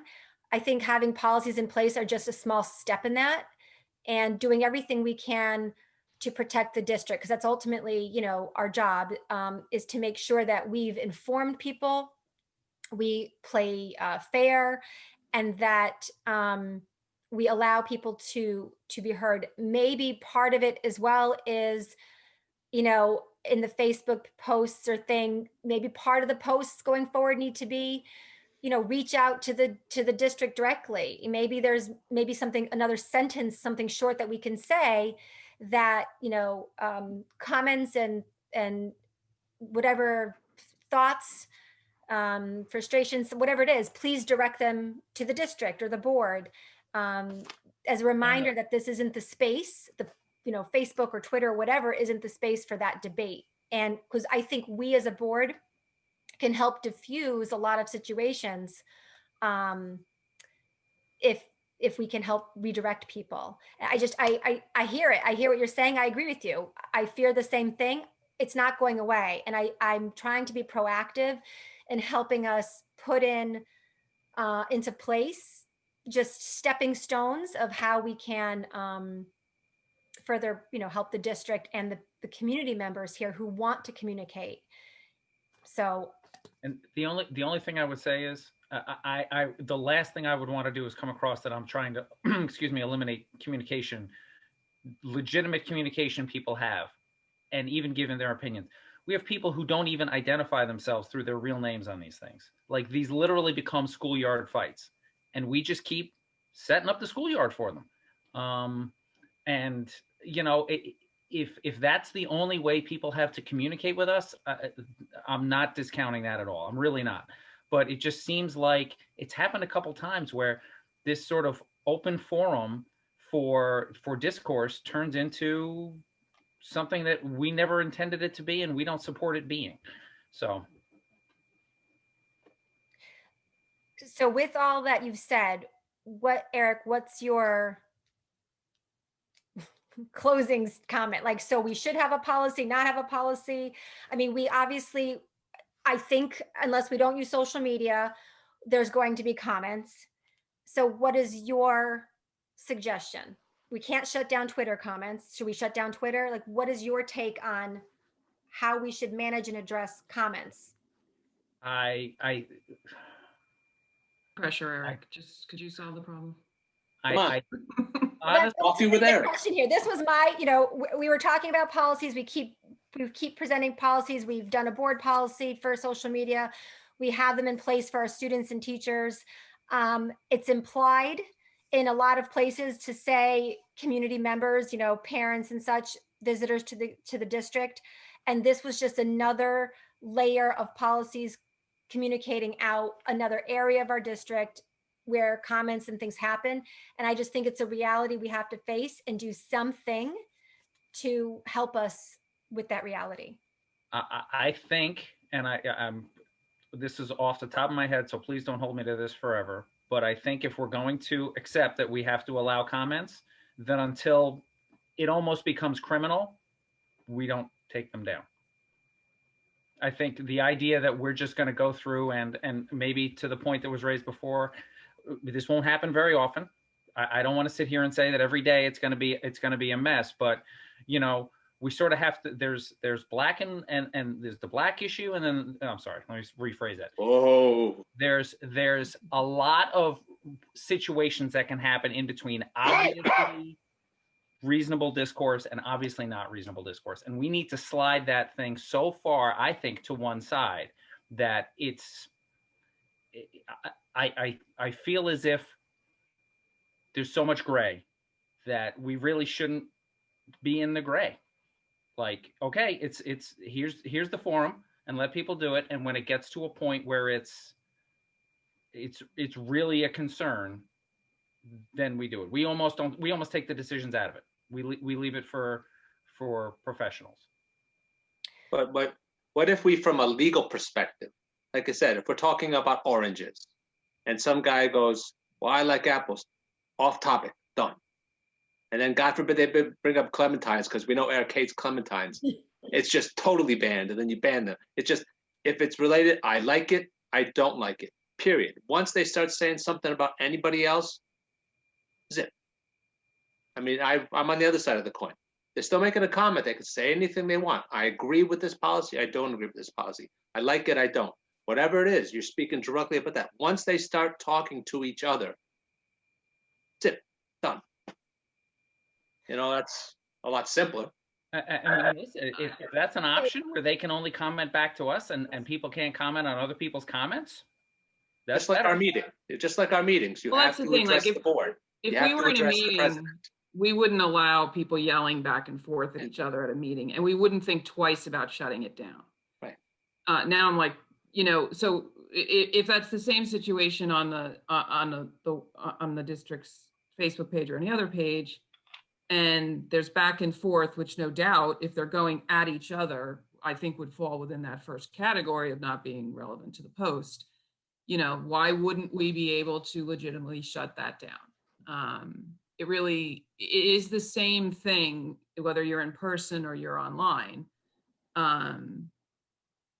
So, I mean, I think I'm in favor of the policy because I'm in favor of keeping comments.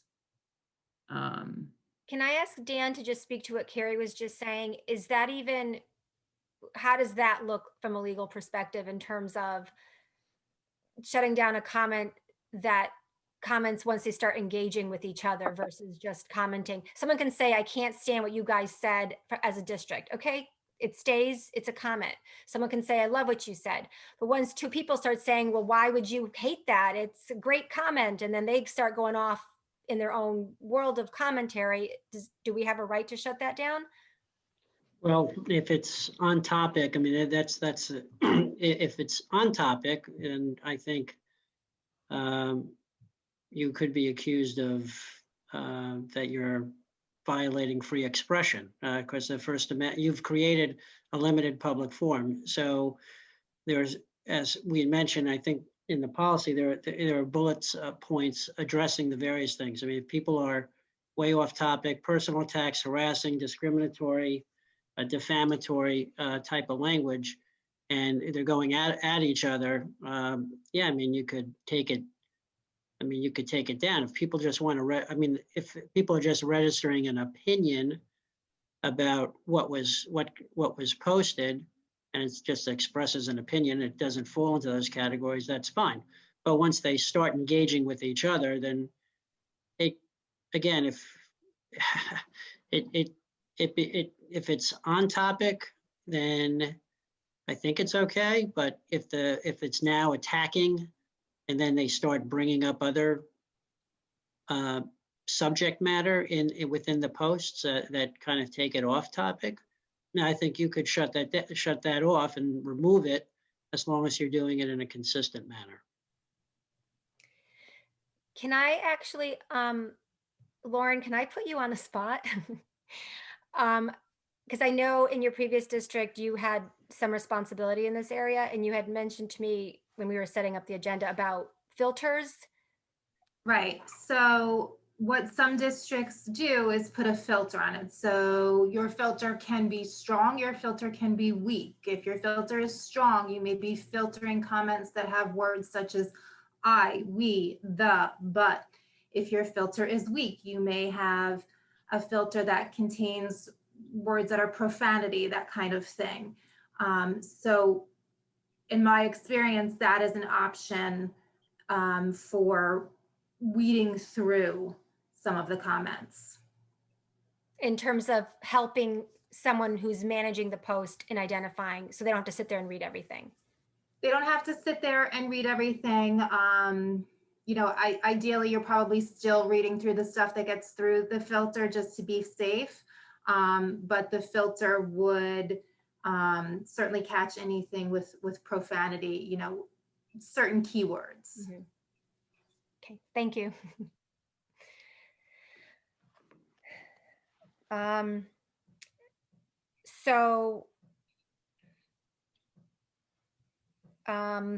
Does anyone else who's on the board tonight want to share their thoughts on this policy in terms of, you know, social media? I can. So I agree with Carrie. I think we should definitely leave the comments, although yes, we do have individuals that do make negative comments, but from what I've seen, we have had more positives, and that definitely does outweigh it. I think what it also definitely and I know we've said it continuously, but to the community, just to understand that the post that you indicate on any social media, again, the best way for it to be addressed is to be sent by the email. That is literally the best way, because then that just allows us to understand. And again, not everybody does have social media, so not everybody's going to be able to read what you're posting and what concerns you have. So that's just on one level. On the other level, what I was just kind of thinking in my head, and again, I know it's a kind of like a slippery slope. I mean, we have one area that I think, to Eric's point, I also agree. And then I have another one, like I'm in Carrie's, but I think I'm more weighing on Carrie, because I do want, I would like to comment on like the district page, like especially when something good happens. I would like to share that information, so my family members that don't live in the community know what the district is doing. Now about filtering, I think is also, it's a good point about filtering, and I don't know how, I'm not so savvy with Facebook, but I don't know if there's any way maybe of having like scheduling certain posts on a specific day when maybe like scheduling on a certain day and then having the post be like read before actually being put live. I don't know if that's even something that can happen. And I think that would also help avoid, we would also definitely make sure that we are addressing the policy, but also to make sure that nothing negative, hopefully nothing negative will come out of that. But I think that's a good point, Daisy, that and you can schedule posts, to my knowledge, at least I think in Facebook, and or at least we could still just choose to post it on a particular day. And if anything, to help in monitoring. So it's not randomly posted on an off day when we have no one who's able to, monitor it. But yeah, that's a good idea. I don't want to, Francine or Jason, do you either of you want to add anything to the discussion?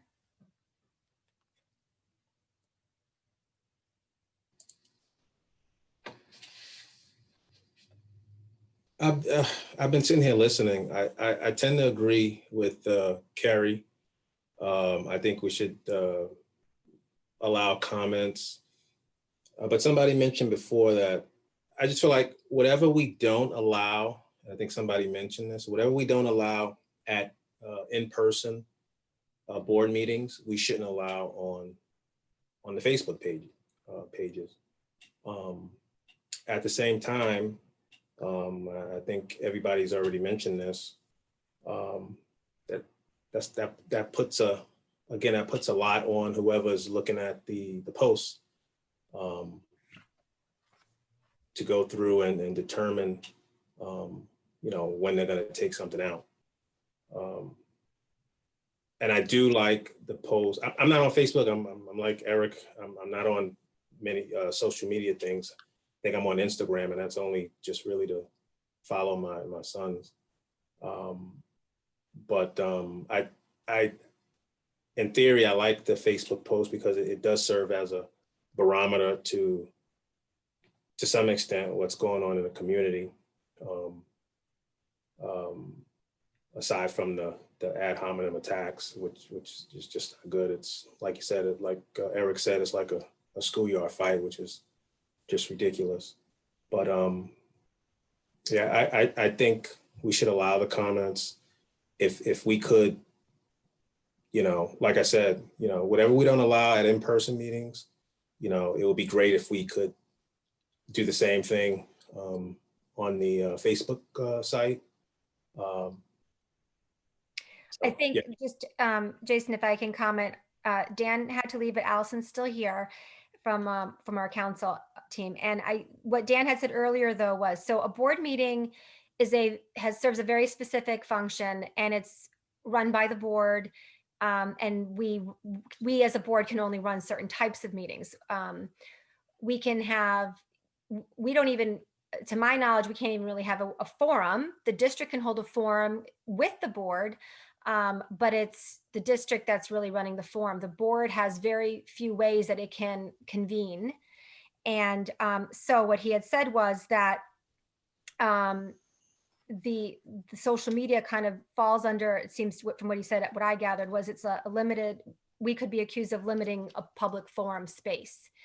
And it seems like different rules govern that space than they would at a board meeting. But certain rules apply no matter what, right? Identifying students, identifying personal information, certain things are protected, and we could manage that, I think, as a district in any space. But in terms of what happens at a board meeting, from what I took from what he said, we're not allowed to manage it the same way. And in fact, we could be accused of,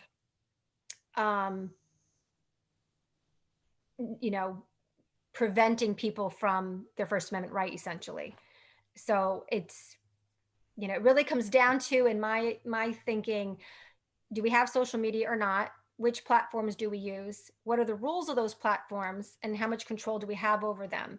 And then work within that. And being that comments essentially are allowed, do we want to put into place any sort of policy that gives us some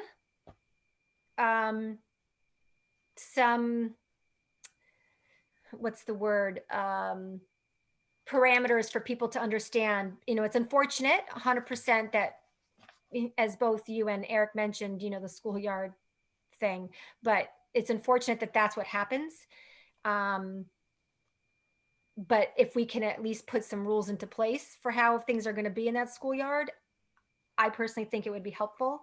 And that's really what the discussion's about too. Like, do we want to continue with social media and comments, and therefore do we want to have some parameters of what that is in form of a policy. I think that I personally think we should continue with social media, but I kind of side with Scott and Eric when it comes to putting that sort of responsibility on school employees or a school employee to have to sift through all of that. And then I sort of tend to agree with Eric. If we're going to either we have comments or we don't. If we're going to have comments, then I agree with Eric that we should allow the comments unless and until it goes to the extent where, like Eric said, it's criminal or it's inciting violence or it's doing something like that, when we know we're on good ground to take something like that down. And then of course the other issue is, okay, how often does this happen? If it only happens once or twice every 2 years, then it's not that much of a burden on a school employee.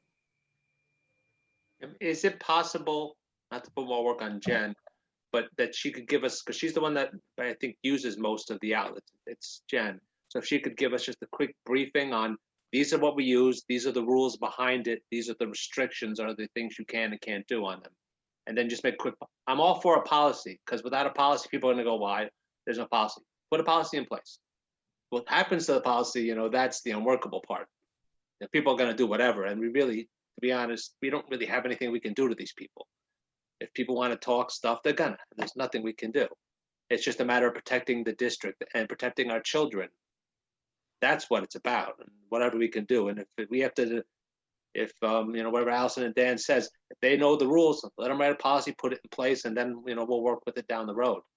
I mean, I don't mean to keep poor Joe's over here listening to this great conversation about social media when he wants to tell us that our buildings aren't falling apart.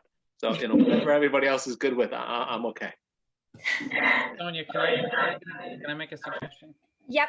Would it be too much to add, and I mean this legitimately, would it be too much to ask for maybe a presentation about sort of have the district administration sort of look into what the platforms are, what the rules are, how much we can slide the needle in one way or the other to turn off the things, what the filtering would really look like, so that we can sort of make an informed decision about specifically, let them present to us where they think, which platforms they want to be on and how they feel that they can handle this. I mean, listen, I hope I didn't give the impression that I'm afraid of negative comments, because we've all seen emails with people raising concerns, and every single one of these administrators has handled a situation incredibly professionally and with tact and with skill. And so it's not that. It's when things kind of start to go a little bit sideways that we could easily sort of lose control of it. And I don't for one second think I know of all the ways that people could make these things go sideways. So if maybe they could kind of let us know what they think, where they are comfortable being on social media, what they want to put in place, and then sort of give us sort of the opportunity to say whether or not we think that makes sense. So let me suggest this, because there's a lot, but right now we have nothing in place, and we do have social media happening. So it is on the agenda for tonight. When we get to that part, we can table it, or not. I would recommend that we adopt the policy that is presented this evening, and it's listed this way, actually, even in the action items, as a temporary policy to still then go to policy committee, and they can dive in deeper, and that would give us as a board time to gather other information. But for right now, we have nothing in place specific to this. And unless we're going to shut down social media altogether right now, I think it's crucial that we have something in place for right now, and in the meantime, and we can change this and update it by next meeting. But I think it's super important that we adopt something tonight as a temporary solution in the meantime. My only concern with the policy we have is just that first is off topic, because I believe the attorney had said, even if you're going to take something off, if you're going to remove a comment that's off topic, in one thing, then you have to move them off that are across the board, anything that's off topic.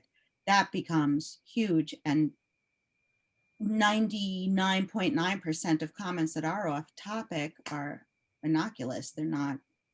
So I feel like that's out of all of the policies and what would be a violation, that's like way too broad and gray for me. And I think it too, it also, because it's not just the decisions you make, the decisions that we make to what we remove, but it's also it's not just, is that off topic? It's, is that off topic as, is that as much off topic as that other comment that you left? And again, I'm not saying people have grounds to challenge us because it's our social media, and I'm not trying to take us in a different direction here. I'm just saying that there also has to be consistency about how it's applied, and that's another sort of impact. Sonia, if we have that vote tonight, I will vote yes to put a policy in place, but I also am recognizing that the policy, just having the policy, I don't want to sound like I don't want to sound crazy, but sometimes having the policy puts it, we now have a higher standard. We're not just looking for improper comments.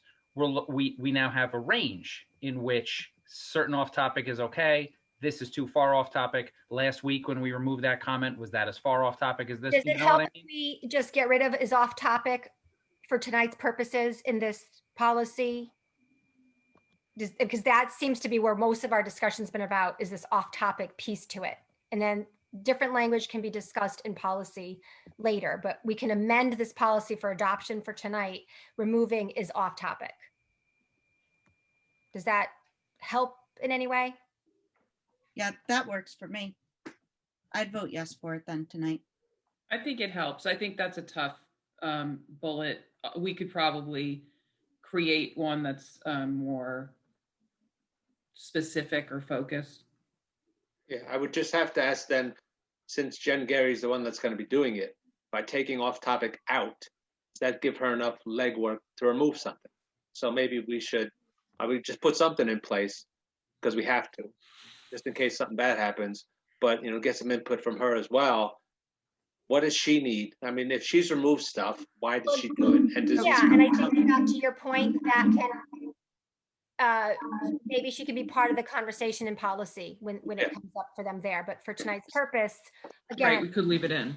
We're not talking about next year. We're talking about maybe 2 weeks from now. Right, just get something in place to protect ourselves. Yeah. I would also just add, based on things that the board members have said today, that perhaps we add, for now, and again, policy committee can look at it, obscenities and profanities, and also inciting or promoting violence, because I've heard board members mention those things, and I noticed that we didn't include them in this policy, but definitely those I think would be good parameters, because those are easier to enforce, right? Profanity is a profanity, obscenity is obscenity. And at this time in what's happening in our country, I think inciting violence is a good addition to it. But again, if that's something that board members are not comfortable with today, that's something that the policy committee can discuss, but it's just something that I thought of when people made comments today. So later I would we would do the amendments later, but is everyone okay with that? I could take off as off topic and add obscenities, profanity, inciting violence. Can I just throw something out? Yeah. Sorry. To me, the off topic part is a concern. I think the bigger area of concern is just what's discriminatory, what's defamatory, and what's harassing. If we have a definition of those things that is workable and actionable, then that would remove my concern. But those are terms that people will disagree as to what exactly the meaning of that is. So that's another bullet in there that I'm a little concerned about. Sure. So we actually use those particular words because they have legal definitions. A lot of policies you see, they'll say things like, we prohibit comments that are inappropriate. Inappropriate is a very wishy-washy word, but discrimination is a legally defined term. You guys have policies on discrimination, you have harassment policies, and defamation is a legal standard as well. So that's why we specifically use those words as opposed to just offensive. Offensive is a word that we really try and avoid in policies like this, inappropriate. So yeah, I do think that those words are more enforceable based on the definitions that we already have. Okay, thank you. Do you guys want me to later then, because we would have to amend the language later, get rid of the is off topic for now, and then just include obscenities, profanities, inciting violence? Is everyone okay with that? Because I'll make the amendment later. Any objection to that? Not seeing anything happening. I don't have any objection. Okay. Okay, so I think we can close this discussion on this topic for now. It's the policies on the agenda for action items later. We can amend it. And if there's any other final questions before we vote, we can throw them out there. But our understanding is that this will go to policy, but at least there'll be something in place for now. And our policies are our district laws, right? I mean, like Carrie said, nothing trumps the First Amendment, but within a school district, we do have some flexibility in what we can do. Okay, sorry. I know that took quite a bit of time, but we'll move on now to our building condition survey. To our group that's here tonight with us. Welcome. Thank you for being patient and working through that, sitting through that conversation that we had. I'm not sure who wants to start. Mr. Fryer, you're there. I see you're there. Not sure who else. I'll just welcome and introduce Joe Fuller of Fuller and D'Angelo. So this past, I believe it was last spring, we began interviewings for architects. We selected Fuller and D'Angelo. I had prior experience working with Fuller and D'Angelo during my time in Tuckahoe. I believe Glenn Fryer has also had experience with Fuller and D'Angelo in a former district, so we're happy to have them aboard. With that, I will turn it over to Joe Fuller. Thank you very much. Glad to be here, and it was a very interesting conversation, Sonia. So, all these things intrigue us. As educational architects working for many school districts, this is all information that's on the forefront. Today, Victor, you're going to be putting up a PowerPoint presentation for you that we put together. There you go. I hope you all can see it. This is regarding a building condition survey and a 5-year plan. This is a state education department requirement for districts to do every 5 years. Your district has not done one in actually 10 years, but that was because you were able to, or under construction, and were not required to put in one 5 years ago. Fuller and D'Angelo, very quickly, the 3 principals, Nick and John D'Angelo and myself.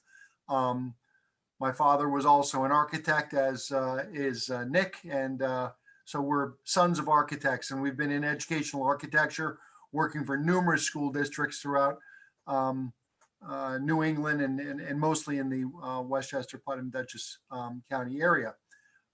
We are wonderfully celebrating our 50th anniversary this year. And are really on the cutting edge of architectural planning and design. There's 19 of us here. Many people have been here for 30 years, and we feel we're a very well-rehearsed, well-practiced, knowledgeable, and experienced firm to help you and your school district, as we do many others. So planning for the future and the overall plan. This is sort of a little bit of an agenda for tonight, reviewing some items that we've seen in your schools, setting and discussing SED priorities. Health and safety are on the top of the list. We'll review some photographs that we took at the district and also show you some photographs of things that we've done, so you can compare and see what we're thinking about. We'll then talk about costs, and Victor will also talk about fiscal planning and items you have coming on and rolling off of your financials. And lastly, capital projects and what work we may be able to do under an EPC, which is an energy performance contract These are different ways that you can work on projects that are energy related and can help lessen the cost burden. So maintaining the community investment, I mean, you first need to realize that you have hundreds of millions of dollars worth of buildings on your site. And they need to be supported, they need to be taken care of, they need to be maintained. And if they are, the overall cost will be a lot less than if you let things go for too long. We looked at the building exteriors, we looked at the interiors, site-related items, mechanical, plumbing, and electrical systems were reviewed by Landmark Facilities Group. They also are a very well-versed engineering firm that understands systems and life cycles for various equipment. Here you have some pictures of some things that are in need of reviewing. That exterior wall at CV Star we all know about, some parking areas. Some of the lighting is rather old, and it's not LED lighting, it's incandescent lighting. So not only do you have a high replacement cost, but you also have a high energy cost with regard to maintaining a lot of that. And then at the back of the building, also CV Star, you've got the retaining wall and some concrete slabs, which are slightly depressing. There's some issues there with regard to soil and some rebuilding that really should take place fairly shortly. Slabs are cracking, tripping hazards, and things of that nature that need some quick improvement. So the various areas that we've looked at with the building condition surveys, the first one is your systems, indoor air quality, lighting, HVAC equipment, electrical systems, emergency systems, fire alarm, PA, things like that. The site, we talked about walks and pavement, the high school synthetic field we'll touch upon, traffic flow and paving, storm drainage, interior spaces, materials and finishes, various accessibility, ADA items that are a top priority for SED. And lastly, the building envelope. In the building envelope, we look at windows, doors, roofs, masonry, caulking, a lot of smaller things, which can lead to bigger items. So all of these items are then put together into the building condition survey. That has a list of items with a list of recommendations, and it's a book that will be sending out to the district very shortly, which itemizes each and every item. Some of the things that are a top priority, if you would, are the emergency work, structural and safety items, health-related items, site and building accessibility. And then we get into things, building envelopes, mechanical items, interiors, and some site issues, which are not as high a priority on SED, but they can be very, very important. On the right-hand side, you can see one of the unit ventilator grills at the high school. And if you look closely at that grill on the lower picture, thank you very much, Victor, you can see that the caulking is missing between the brick and the aluminum. Not a very expensive item, but it can be. Because if a lot of water and a lot of snow is going to get into that wall and then it freezes, and we've had a lot of freeze-thaw cycles this particular year, it can cause a lot of damage. Just by getting something done simply, we can save a lot of money. On the left-hand side are the high school bridges. We originally thought they were going to have more issues than they actually do. We brought the structural engineer to the site. He looked at a bunch of auditorium walls, the gym walls. He looked at both of these bridges. There are cracks. There is spalling of the concrete, but it is nothing that cannot be fixed. He actually suggested building walls on each side of the bridge so people actually can't go under them, and we can enclose them and help support them and create a better and more structurally sound situation for years and years to come. Not that they're not structurally sound now, they are, and that's been verified and checked. There's some spalling on the top and things like that.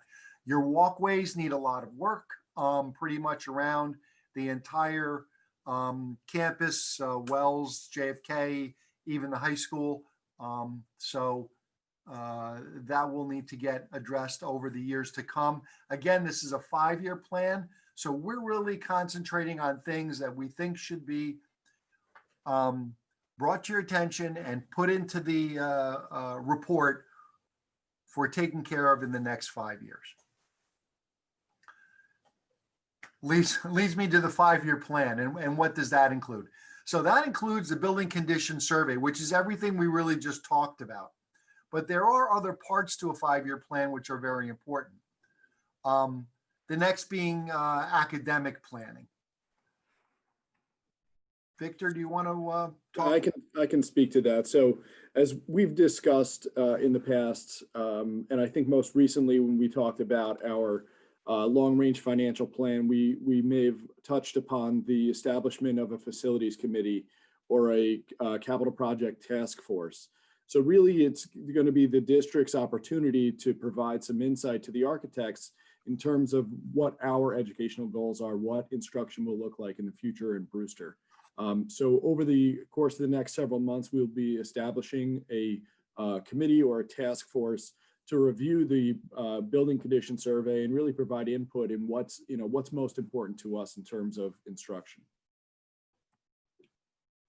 Very good. Next, we're going to go to fiscal planning. As I was saying, there are a lot of ways that we can fiscally plan for your various work, bonds. And Victor, you want to talk a little bit too about? Yeah, I'll also jump in here. It makes sense. So again, we discussed and we've been discussing over the past several years our long-range financial plan and how the district does commit to facilities maintenance through the issuance of bonds. There's a slide at the end of the presentation which reaffirms what we had discussed this past November. Okay, and then lastly is cost estimating. Fuller and D'Angelo does obviously a lot of cost estimating in-house. We also have experts on the outside. They're called professional cost estimators. They are very in tune with the square foot, linear foot, and various costs associated with various types of different types of work from painting to paving and everything in between. So we feel very confident on our numbers that they're not too conservative, but they're not light, so that if a bond comes together, the 5-year plan is the way it should be with the right cost and dollar figures associated with it. Next, I wanted to show you a quick photographic review of some items that we've seen and how we would plan to remedy those, if you would. And here's a nice aerial of all your buildings. So at the high school, on the upper left, we know that we don't have a security vestibule. Obviously, there is supervision directly inside the doors, and it can be, the outside can be viewed from the inside, which is a good thing. On the lower right, you can see the new Danbury High School front security vestibule. Early in the morning, all of these doors are open. Students can come in. They are supervised. There is actually a security booth in the middle of all of this new work. This addition was provided underneath the existing canopy that was on the building, which you can see on the left-hand side, very similar to the situation that you have at your high school. So if we were to provide an addition coming out to the edge of the canopy and then another small light gauge rain canopy, which is very important in front of doors also, we feel we can do something very similar at the high school, spruce up the front, make it safer than it is now, and provide further observation and measures that help protect everyone. The cafeteria at CV Star will need an upgrade soon. On the right-hand side, we can see the Ardsley cafeteria, which we recently renovated. We didn't spend a lot of money. We did some graphics. We changed out some floors, put in some canopies over the food area, put in some new lighting and ceilings, the lighting of which could be through the energy performance contract and the ceiling. So by mixing various means and methods of construction, we can lessen the overall costs. The bottom is a rendering actually, and the top is a photograph. We would also provide a rendering to you so you can see what the spaces would look like prior to them being finished. Not as fancy, but very, very important. On the left-hand side are your very, very old boilers and your pump systems, both water and other types of ejectors, which are underneath those plates attached to that piping, which are very, very important to the school to make sure that they're newer than they are now. They're very old. On the right-hand side, a new, very high efficient boiler with burners that's not only going to save a lot of energy, but it's going to save a lot of headaches if anything goes down. The reason you always do put in 2 boilers is in case one goes down, you always have a backup system. The boilers now are very, very old. With regard to site conditions, on the left-hand side are some of your parking lots, sidewalks, curbs. You have some cracks. We've got some growth coming through. Again, signs that water is infiltrating between 2 different surfaces. Tripping hazards on some sidewalks and curbs, which really need to get addressed. They can be addressed short-term very easily, but also should be addressed long-term. On the right-hand side, you can see how we address parking areas and sidewalks. We organize them. We create proper student flow, proper parent drop-off. You have some pretty good systems in place now. We see some slight improvement that could be made. New sidewalks, which pitch properly to let the water go off of them. That way they don't deteriorate so quickly. Staircases and other types of things, which we also recently replaced, also in Ardsley this past summer and the summer before. Joe, I just want to add, and I'm sure the majority of the board recalls the challenges that we face being in DEP wetlands. So although a majority of the work is dedicated to site work, we struggle in that DEP has significant restrictions in the amount of land disturbance that we can take on at a given period of time. So in order to accomplish all of the site work necessary, it would likely need to span several years, which is not the best approach from a economies of scale and bidding. But it's the environment that we're in. It's the restrictions that are imposed on us by DEP. And I would suggest, though, that we do all the paving and sidewalk planning and send it to the state education department.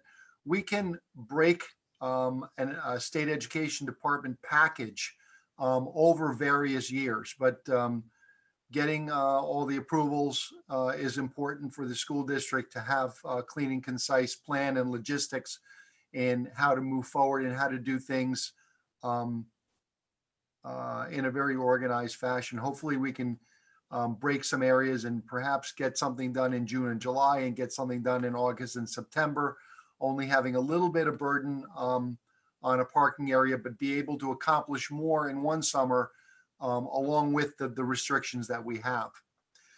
The transportation building you have on the left-hand side is very old.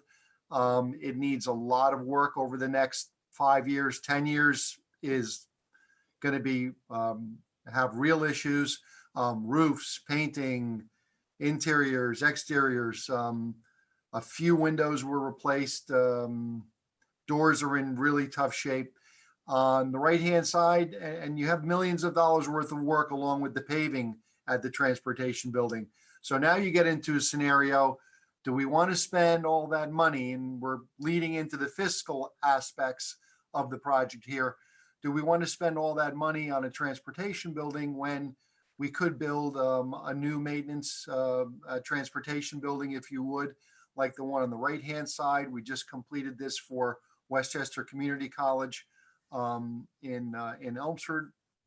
The outside picture you can see, it's a simple building, and the inside LED lighting, proper ventilation for working on engines and buses and maintaining things. It has water, it has pneumatic, it has all the proper drainage inside, and some office space also. Not, do you want to put this money into something old versus taking that money and partially paying off something that's new and that's going to last 20, 25, 30, 35 years? So those are discussions we'll all have. Also, the existing synthetic field that you have, which was put in 2011, summer of 2011. It's in the middle of this site. Here we can discuss a little bit more. Thank you, Victor. Here we can discuss a little bit more. You can see the wetlands just to the east of your site. You can see the pond. It's a very environmentally fragile area, requiring a lot of oversight. You can see the transportation area. The pavement underneath the buses is not doing well for the long term. Other parking areas, the high school parking area, Victor, if you would, the loop. Thanks. That's getting some larger cracks in it. Some of this, I think we're going to ask Glenn to take care of on the short term, filling in the cracks with hot asphalt and trying to prolong the longevity of some of these sites. But you have a lot of pavement, which is also aging out, and that's in our 5-year plan and part of the costs. Here are some of the new fields that we've recently done work in Briarcliff, Cardinal Stadium in Greenwich, Connecticut, Lakeland schools, and other districts around. We're very, very familiar with synthetic fields replacing. Greenwich was a replacement of a synthetic field from, I believe, 2009. And here's the ticket and where we are next. So we came up with a grand total of work that needs to be done of about $23 million over the next 5 years. We've tried to streamline this with your current fiscal planning, and Victor's going to talk about that in one second. Yeah, I just, it's always sticker shock whenever the big reveal comes at the end. So I just want to, to calm everyone and let them know that this is a, perfectly normal assessment of our facilities needs. And as Joe mentioned earlier, we have hundreds of thousands of dollars worth of facilities in their upkeep. And to only have, identified at this point, $24 million worth of continued maintenance, I think is encouraging. So I will show in the following slide. So Joe, I'm sorry, I'm taking over your presentation here. Go right ahead. It's the money part. That's you. Yep. So as you described earlier, SED requires, as part of the building condition survey, that certain work be prioritized in the earlier years of the 5-year plan. Those items obviously pertaining to accessibility, health and safety, and facilities, essential items. So that is really how it was structured in terms of the allocation of the work to be performed over the next 5 years. And below, it's an allocation of those same costs by building. Again, there's always sticker shock in the beginning. You see $24 million worth of work, but I want to reassure that this is typical. And just over the past decade or longer, the district has committed through 2 facilities upkeep through the issuance of bonds. So we have a track record of success in this area, and there not being a tremendous burden on the taxpayer. So with the Wells Middle School renovation project, we had a budget vote in October of 2009. My screen's blocked here. A $28 million bond was issued for that project, and the tax levy increase in the year of issuance was just 1.9%. Most recently, we completed about $39 million worth of construction. We issued, I believe, a $35 million bond there in July, and the tax levy increase in this current year is just 1.5%. Again, this all goes back to our long-range financial planning and identifying extinguishing debt that allows us to continue to invest in our facilities. So we've recognized and we've identified in our long-range financial plan that we have an opportunity for some debt expiring. Is actually the Wells Middle School debt that's going to be expiring in 2027. So really the timing and this requirement of the building condition survey is convenient in that it lines up with our long-range facilities planning. So what we've identified here, just in comparing to prior years, so here we are in now winter of 2021. Building condition survey was completed this past fall. I alluded to earlier the need for us to establish a facilities committee to identify and prioritize this scope of work. And not only in addition to, not only based on what our architects have identified, but also what our instructional needs are. So very soon we'll be establishing this, this committee or task force to be established this spring. Our work will continue through next year for a potential bond vote in May of 2022. These processes take a long time to complete. So the time of voter approval until there's a shovel in the ground can take several years, just because of the length of time it takes to produce architectural plans based on the needs of the district and the directives provided to the architects. And then also, I think most of us are also familiar with how long it could take SED to receive those plans and review them and actually provide us approval. In some cases, it's several months, if not up to a year.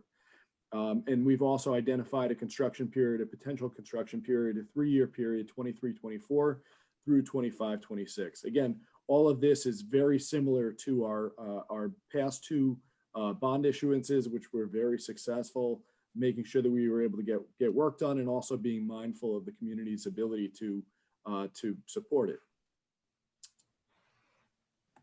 Yeah, much of the work is going to be cooling towers, unit ventilators, a lot of the mechanical portions within the various school buildings, facades, pumps, as we talked about, upgrading communications and fire alarm systems, and then site work. Site work is not something you want to let go for too long, because it's good to put a topping on coat on top of asphalt versus ripping out your entire pavement system and having to go back and compact it and put back many layers of paving. A much, much more expensive endeavor than providing top coats. Things of that nature we will be discussing with the facilities committee, looking at different areas together, and cohesively coming up with the final plan, which needs to be provided to SED by March 31st. Really should send it up a couple of weeks earlier. Be happy to talk about or answer any questions you might have. So you just said March 31st. That's March 31st next year, right? That's this year, March 31st. The 5-year plan and the BCS is due for your district. So Eric, just a point of clarity. So the building condition survey is a prescribed form that evaluates our existing facilities and recommendations for approval. And really it's as simple as satisfactory or unsatisfactory. So all of our buildings, of course, have met satisfactory grade, and that's what's being reported in the building condition survey. Off the heels of the building condition survey is our 5-year capital plan, and it's how we are prioritizing the recommendations of the architect. And of course, the architects are prioritizing based on health and safety. What we typically do in addition to that, because they're focusing on, the really, truly important things like, boilers, things that aren't, that exciting, but are very, very important. What typically is then added on is the academic component, and the idea room in the JFK edition, things of that type that are added on to the nitty gritty, and ultimately all of that is then what would formulate a capital project, and so those conversations would take place throughout this spring and throughout next year, for a potential May 2022 bond vote. And we'll also talk to you about any energy performance contracting based on your energy bills and what you're spending and your entire, a lot of your district, I should say, that has incandescent, fluorescent lighting. It's some incandescent, mostly fluorescent. If that's changed to LED, that helps you save money and buy some other things with that money over a 18-year term as stipulated by state education department. So it's a good way to get work done for very little dollars. The energy savings is paying the bill, if you will. And Victor, with the interest rate so low, will that impact sort of how we or how what the payback on this and how our debt is framed?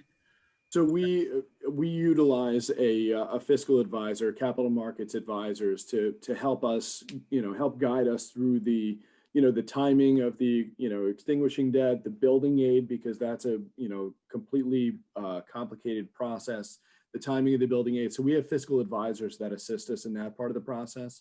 So really, when we get to that point, we'll be merging the finance committee with this facilities task force or facilities committee in order to identify, what can we afford. So they'll be able to, identify what we can afford. And, oftentimes what we can afford is less than what we want.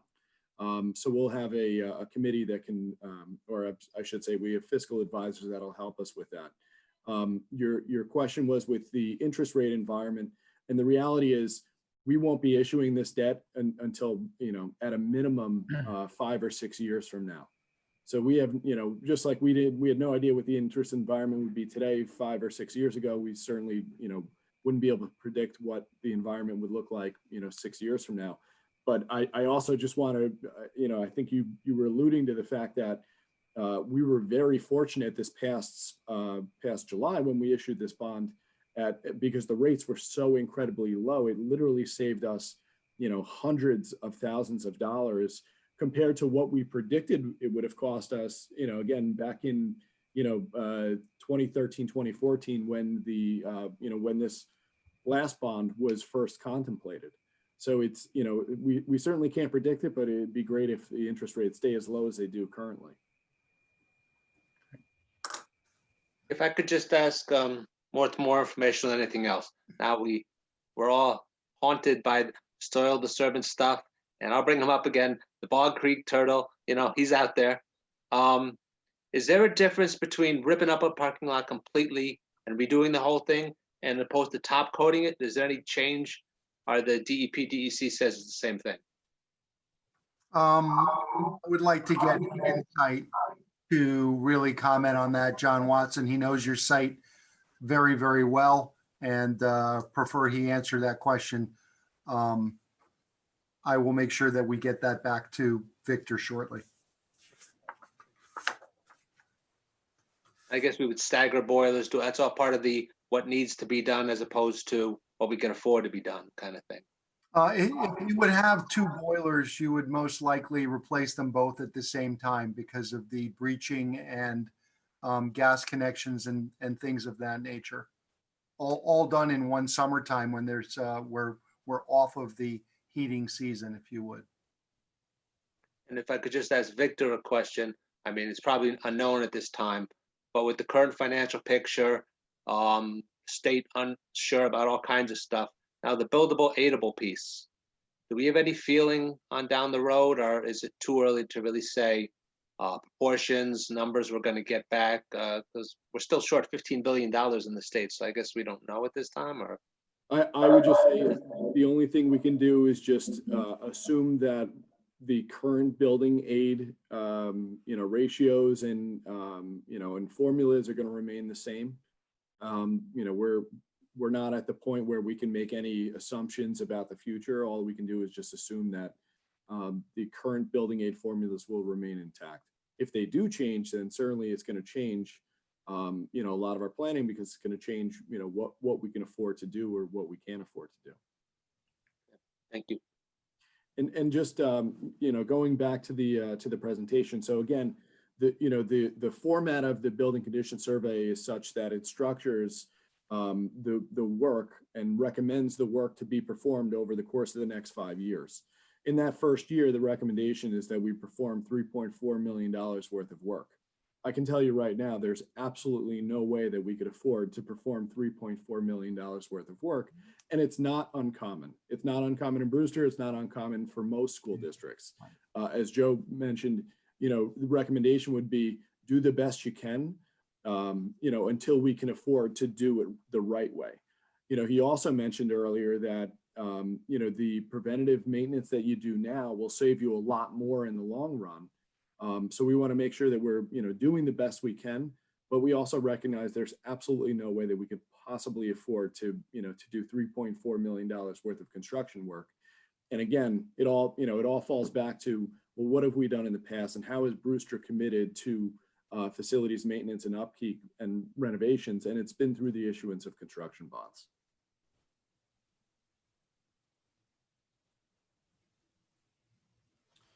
Good. Anyone have any other questions for Joe or Glenn? Glenn's on, if he's awake still. There he is. I'm here.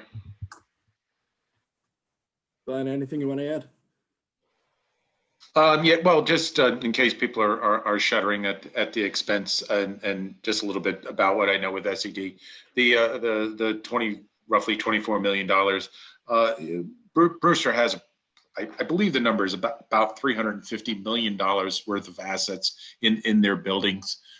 With that being said, that was not paid all by Brewster.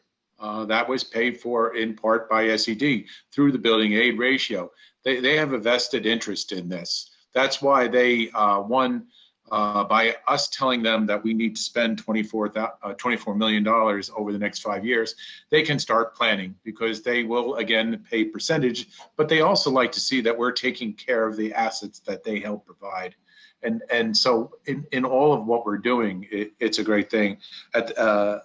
Like Victor had said right at the start, we're not going to be able to do the $3 million worth of work, in the first year. But what we can do between honing in on the things, just going back to, I think it was like the very first picture in the slideshow, which showed the caulking that was missing on above the univent. That's something that is relatively easy to do. It's stuff that our staff can do, and these are, and they're not really Band-Aids, they're permanent fixes that you can do, or necessary maintenance that will really save the district in the long run. If you don't caulk those seams and you let them continue to deteriorate, you're really going to expend things. Basically, the rule of thumb is for every dollar spent on preventative maintenance, you save $4 in capital construction. So it's those kind of things with the guidance between Full and D'Angelo and what our staff can do. Patching, like they were saying, the patches in the parking lots. We really should be able to help this along to lessen the impact on the taxpayer over the long run.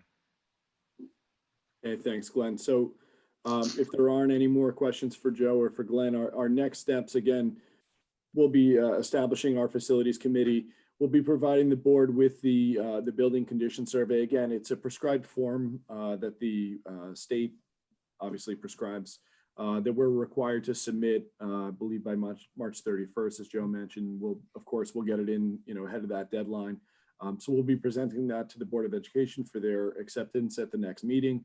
we'll establish our facilities committee and really get into the nitty gritty of those numbers and the recommendations of Fuller and D'Angelo. And then also, most importantly, get feedback from the educators in our district and the support staff and teachers, administrators, and really, start to figure out what it is that we need and what we desire in our next capital project. Hey, Victor, I have one last quick question. So because you said next meeting, which is in January, and this isn't due till March. So what you're going to submit to the state is going to reflect what was in this presentation today? Yeah, so again, the building condition survey is a prescribed form of each building, and and it's our architect's opinion that they're satisfactory. Okay. So really, it's just with that though, then are we, because you said it's right, are we obligated? I mean, what happens if we do different or less or more than what we've sent to the state down the road? So we're not bound to every single item that's on there. Okay. However, with certain, health and safety items, before we do something else, we must address those health and safety items. Got it. For example, if our bathrooms were not ADA compliant, we wouldn't be able to install an air conditioning system in a building until we first address those ADA issues. Yep. Okay, good. No, thank you. I just wanted to make a Yeah, distinction. so those would be the only restrictions that we would have in moving forward. Okay, thank you. I wanted to, if I can, please thank Glenn and Victor and both of their teams have been very helpful in going through the buildings. They know your buildings very, very well. You've got a really great maintenance crew and a group of people that know every square inch of the building and a lot of history in the building. And that's very, very important for us to understand in moving forward. So Glenn and Victor, both, thank you very, very much in assisting us with this process. The form is now 47 pages long. It used to be 15 pages. So it's a whole different world. That the state Is that per building? Per building. Okay. All right. Per building. Yeah. Well, Glenn has a lot of reading to do then. A lot of forms and a lot of work. Thank you very much, everybody. Right. Thank you, Joe. So much. Okay, so we're on now to our 2021-22 initial budget presentation. Mr. Carlson. Oh, you're muted. You have to unmute. There you go. I'm going to sign off and wish you all a very good evening. Thank you, Mr. Fuller. Thank you you for hanging in there with us. Yeah, no worries. Thank you. Okay. So again, this is our first budget presentation. Typically, we don't begin our budget presentations until first week in February and sometimes last week in January. But this year we really just wanted to get out in front of it because we fully recognize that this is going to be an extremely challenging year. So our first slide says it all. New York State is in the red. Red is a horrible color in terms of finances, and it's not a place you want to be. But unfortunately, here we are. So just a quick recap. So our revenue budget is really how we begin the budget process. And about 95% of our budget is controlled by the state through the means of the tax cap, which makes up about 75% of our revenues, and state aid, which makes up another 20% of our revenues. As we've discussed over the past 8 months or so, our state aid is in trouble. And we've been informed that as much as 20% or $4 million of our aid could be reduced for this current 2021 school year that we're in. And then, of course, the future is uncertain. So we talked about it a little bit back in November during our long-range financial plan presentation in terms of what a recovery period may look like. And we certainly have no idea what it's going to look like. Just to paint, again, the picture of the environment that we're in. So during the time period, February through November, we've had significant losses in jobs. So 9.3% in Dutchess and Putnam, 13.8% in New York City, Orange, Rockland, Westchester, nearly 11%. And this is all reported from New York State Department of Labor. So our state and our region is certainly hurting because of those jobs lost. Obviously, wages paid are down as well. In the Hudson Valley, down nearly 5%. New York City, down nearly 8%. New York State, because New York State relies so heavily on income tax receipts, this is obviously a challenge for the state. Total wages statewide down 7.4%. That represents a $12.5 billion decrease in income tax receipts for the state. Naturally, because of that, sales tax is also down. So sales tax collections down 9.5%. This really affects our counties and our towns and villages, cities, significantly more than us. Brewster School District does not actually receive any sales tax receipts. However, the county, town, city, and state governments rely heavily on sales tax for their budget. So obviously, from New York State's perspective, New York State is in trouble and they need help. And they requested and they received federal stimulus just before Christmas. The $900 billion COVID relief bill was approved, which included $82 billion in education funding and $54 billion dedicated to K-12 public schools. However, just $4 billion was allocated to New York State. And there were other allocations in the COVID relief bill, but most importantly is the $54 billion to K-12 public schools. Again, just $4 billion going to New York State. Unfortunately, that certainly falls short of what is needed. So New York State is anticipating a $15 billion deficit, and that number bounces around depending on the news cycle. It seems the state had been in the beginning of the pandemic much more efficient at putting out information in terms of its long-range deficit and planning. As recent as I can tell, their budget deficit is about $15 billion, which includes all government activities, healthcare, education, transportation. So the $4 billion to New York for the COVID relief is certainly not enough. And we also don't know how New York will apply it. So they have not yet notified school districts what their individual portion is. And we also don't know whether or not it's going to backfill this current year, this 2021 school year, in which we were notified that we could potentially lose $4 million.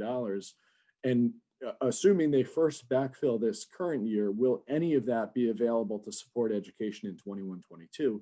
Again, answers that we do not know on January 12th, and unfortunately may not even know on January 26th at our next budget presentation. So without additional federal assistance, state aid, of course, remains a significant challenge for us as we enter the 21-22 budget cycle. So we're anticipating at this point in time, again, this is my belief based on what I've heard and read so far, that we're going to have a beginning budget deficit of between $2 to $4 million. And just as a reminder, what does our budget look like? We are a service organization, so naturally salaries and benefits make up the majority of our budget. Equipment and the stuff that we need to educate students, including utilities and gasoline for our buses, make up 15%. Debt service and transfers just 9% of our budget. So what have we done so far? So over $2 million has been reduced from the stuff budget. So when we speak as administrators, we talk about staff over stuff. So we've reduced all of the stuff that we can from our budget, about $2 million worth, or a 10% reduction throughout each category. We've enacted a spending moratorium effective December 31st. And then from a staffing standpoint, we've begun a hiring moratorium on certain non-instructional vacancies. So we recognize that we're going to have a very difficult budget year upon us. So anytime there's a vacancy, we're really stopping to evaluate whether or not we can afford to continue that position in the future. On tonight's agenda and on the December agenda were extensions of retirement notification deadlines for each of the three major bargaining units. And the district office administrators and management confidential employees have agreed to salary freezes, as Dr. Harrington mentioned earlier. I just wanted to note that all collective bargaining agreements expire at the end of the current fiscal year. And because I'm constantly asked the question, I want to just note that collective bargaining agreements prohibit salary freezes from being imposed on union employees unless agreed to by each union. And this is was discussed in our Budget 101 workshop, and it's still available on our website, and I've included the hyperlink. So again, what about salaries and benefits? As I mentioned, we cannot change any previously negotiated wage increases, pension contributions, health insurance contributions, or any of those items that are contained in collective bargaining agreements. The only thing that we can control is the staffing level.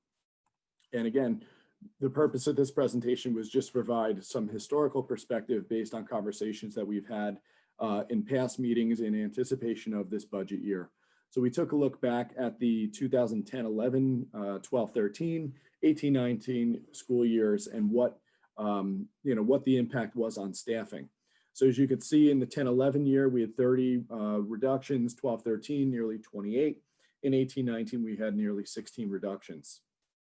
And in 2 of those years, there were reductions to athletics and student club activities. But each year is unique. So, we talk about every year being unique, and it has its own, set of circumstances that lead up to it. So in 10-11, there were mitigating factors that actually limited how many staffing reductions there were. So that was 10-11 was pre-tax cap. So the tax levy increase that year was 3.9%, which is a huge number. I mean, it doesn't seem like it, but when 80% of our revenues are from taxes, an increase of 3.9% provides a significant amount of revenue to the district that allows us to continue our budget. In that year, there was federal assistance, the American Reinvestment and Recovery Act, and there were wage concessions by every bargaining unit in the district.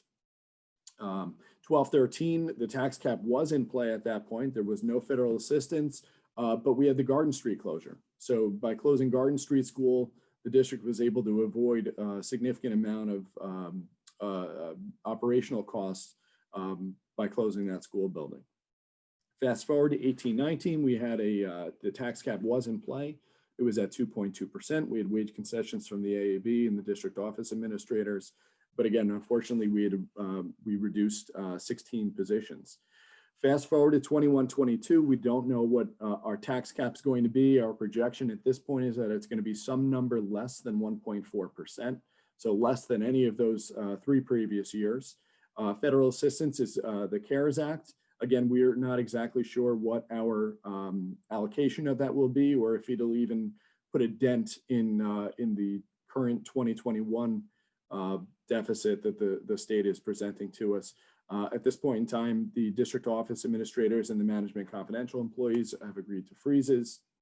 And of course, the Garden Street closure doesn't apply. So unknown future variables, again, it's very early in the process, but we did just want to paint the picture of the fiscal environment. Final tax cap, we're hoping we may have by the end of this month.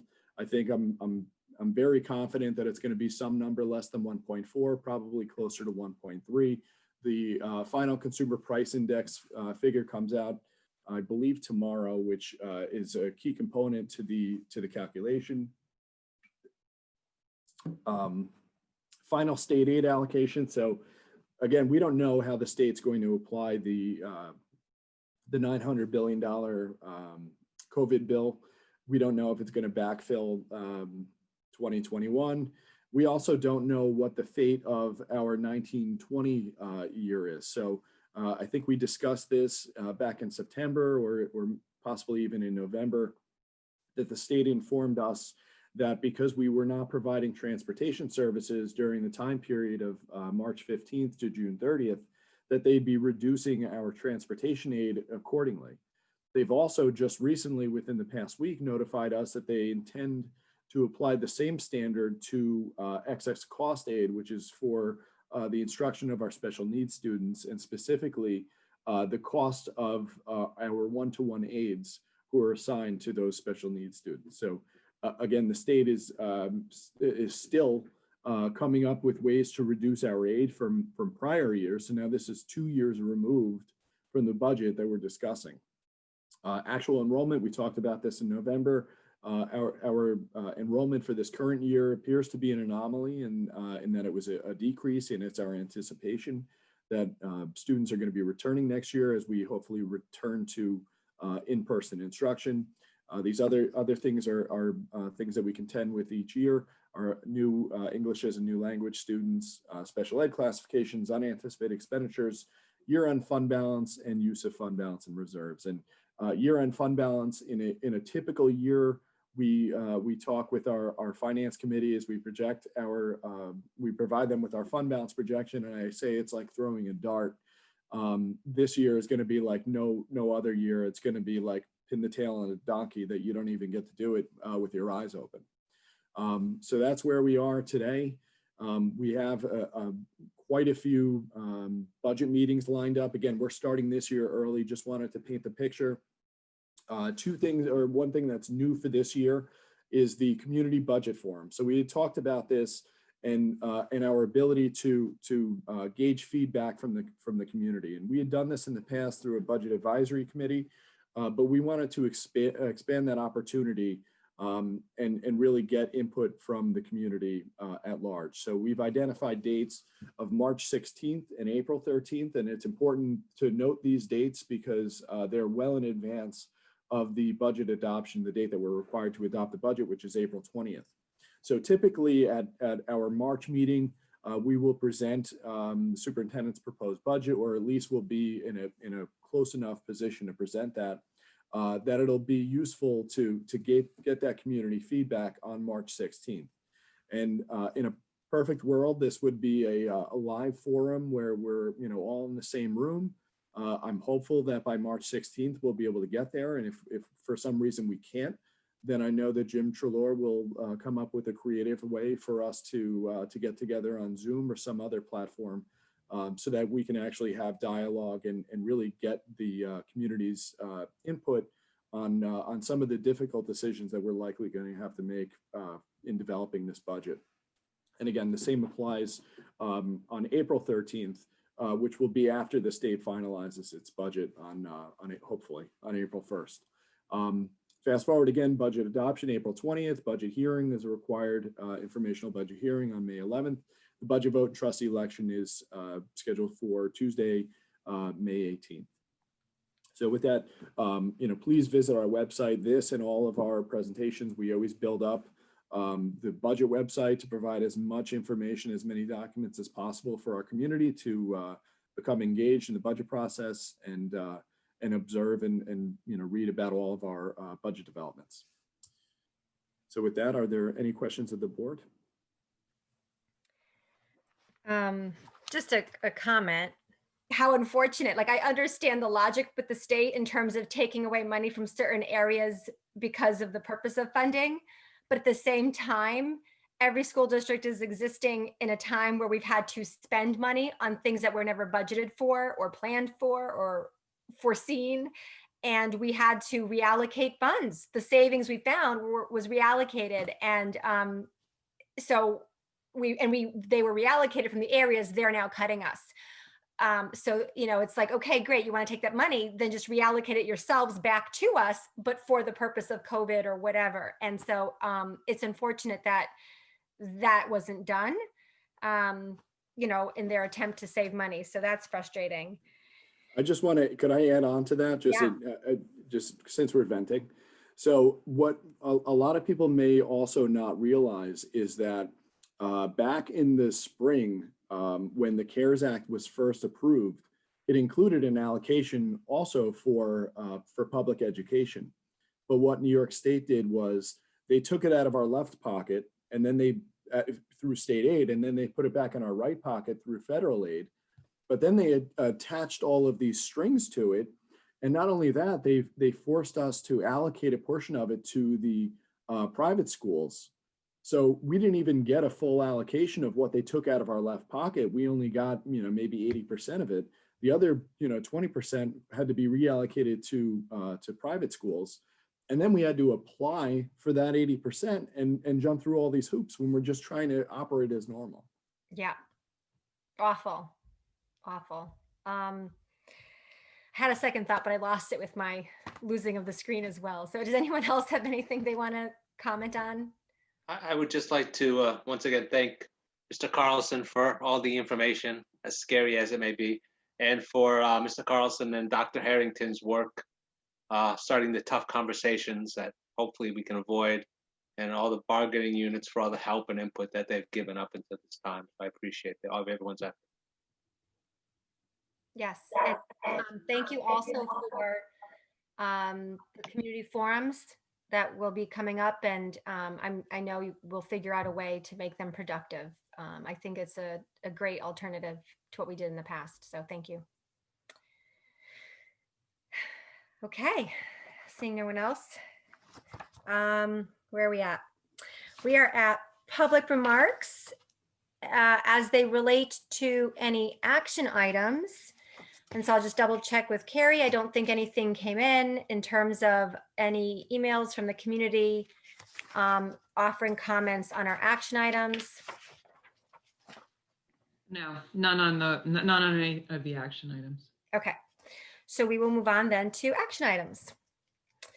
So first up, award of contracts pursuant to competitive bid request for proposal. A, wastewater treatment plant operator. B, external audit services. Okay, sorry, I had to unmute. So we operate a wastewater treatment plant. If you're not familiar with it, it's just to the, I guess, the north of Brewster High School. We have a separate operator who operates it. And each year every several years, we issue a bid for wastewater treatment plant operator. And that's what's being recommended this evening by our engineers who assist us with that. Again, just a little background on the wastewater treatment plant. Several years back, the New York City DEP entered into an agreement with the district that provided funding for the creation of the wastewater treatment plant, and they also share in some of the costs of operating it. The second item is the agreement for our external auditing services, which is a requirement that the district every 5 years go out for an RFP process. So we had an RFP, we sent it out to 5 service providers, 3 responded. All 3 were interviewed by our audit committee, and it was recommended that we select and continue working with PKF O'Connor Davies. I also just want to note for the board, so we had previously been working with Alan Cassay as our lead partner for the past 5 years. As part of O'Connor Davies quality control, they're rotating partners. So we're gonna have a new partner assigned to the Brewster engagement for the next 5 years. Okay, thank you. I need a motion for this item, please. Carrie, I'll make the motion. Okay, thank you. In a second. This is Eric, I'll second. Thank you. Questions or comments from the board? All right, hearing and seeing none, we can go to the vote. Carrie, how do you vote? Yes. Eric? Yes. Scott? Yes. Francine? Yes. Daisy? Yes. Jason? Yes. Myself, Sonia, yes. With no objections, motion passes 7-0. Okay. Action item number 2, approval of tax refunds and tax refund correction. A, refunds, B, correction. So the first agenda item is a tax refund. It's no different than in the past in the amount of $1,200. The second item is a corrected refund. So on the December 15th agenda, a refund was approved. That refund amount did not include the refund for an exemption that was the property owner was entitled to, and that resulted in an additional $32 of reimbursement. Okay. I need a motion for this item, please. This is Scott. I'll make the motion. Thank you. Second, please. It's Francine. I make the second. Thank you. Questions or comments from the board? Hearing and seeing none. We can go to the vote. Carrie, how do you vote? Yes. Eric? Yes. Scott? Yes. Francine? Yes. Daisy? Yes. Jason? Yes. Myself, Sonia, yes. With none opposed, motion passes 7-0. Okay, action item number 3, approval of policies. First read 1620 board reorganizational meeting, 1630 voting procedures. Approve resolution to adopt and refer to committee policy 3600, monitoring of Brewster Central School District sponsored accounts. Michelle, you want to take the first 2? Yes, please. So 1620 and 1630 have been vetted by our legal counsel, have been discussed and recommended to you by our policy committee for a first read adoption. Okay, and then can I actually ask real quick, I did check with legal real quick when we were today. Can I just have a quick screen share? So Allison was able to, perfect, thank you. When she left, she was able to type up the changes that we made. And you'll see the previous language that we discussed, as well as the follow-up language that was discussed in our discussion earlier. And so the policy 3600 that is up for adoption today, well, it's actually, so here's the resolution. Let me read that first. Hold on. Publicly. So the resolution reads, be it resolved, the Board of Education hereby adopts policy 3600, monitoring of Brewster Central School District sponsored accounts on a temporary basis in accordance with policy 1410. The board hereby directs the policy committee to review the temporary policy and resubmit the policy for permanent adoption at a future meeting. And the policy 3600 that we are going to be, that's we're referring to, is the modified one here, where certain language was removed. So you'll see is off topic was removed and now says contains threats or personal attacks. It contains or links to spam, endorses, promotes, or solicits on behalf of a product or service. Actually, I have to, hold on, fix my screen again. Where am I? Promotes behalf of a product or service that is not district sponsored, contains or links to obscene, profane, discriminatory, defamatory, or harassing language, incites or promotes violence, contains or links to confidential information, violates the property rights of others, such as when account is hacked or used by another person, or violates copyright laws. So she was able to just change that simple language based on our discussion from earlier. I believe that that was what everybody said they would be okay with. So that is the policy that's reflected in this resolution for adoption. Okay, so with all that said, yeah. Okay, so now I need to go to a motion, please, for this action item. This is Daisy. I'll make the motion. Thank you, Daisy. In a second. This is Jason, I'll second. Thank you. Okay, so now questions or comments on any of the policies? I have, Yeah, sorry, go ahead.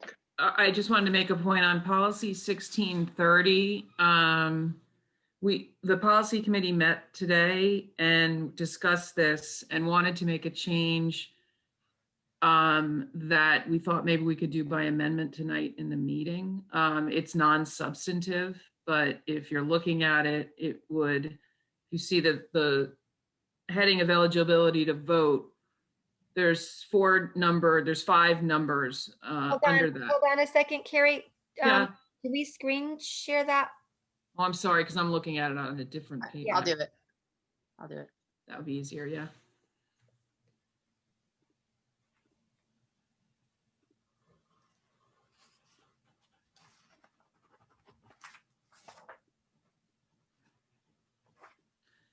So we talked about number 5, what is listed as number 5.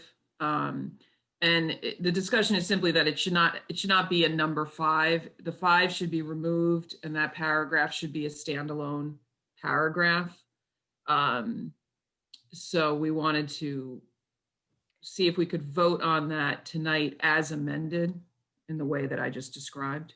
So what I would suggest is, since this is our discussion, and that needs to be changed, it's a first read, right? So we can adopt the first read as it is with the notes going back to Dr. Gosh and yourself and Eric being on the policy committee to make that change for the second read, which is usually the final read. So I personally don't think we need to make that amendment tonight because it's a first read, and a first read allows us to, in our comments and discussion, comment and discuss any changes we'd like to make. Okay. So That sounds good. In terms of you at least pointing it out, that would be a change that would be made, in the next version. Right. Okay. And Scott, you had something you wanted to? Yeah, it's one quick question in regards to policy 1620, the board reorganizational. Yep. When they talk about bondings, they keep using the word may instead of will. I don't know if that's just a legal thing and they're saying it. I'm guessing we bond anybody involved in financial transactions, but it says may. I just was questioning that use of that word.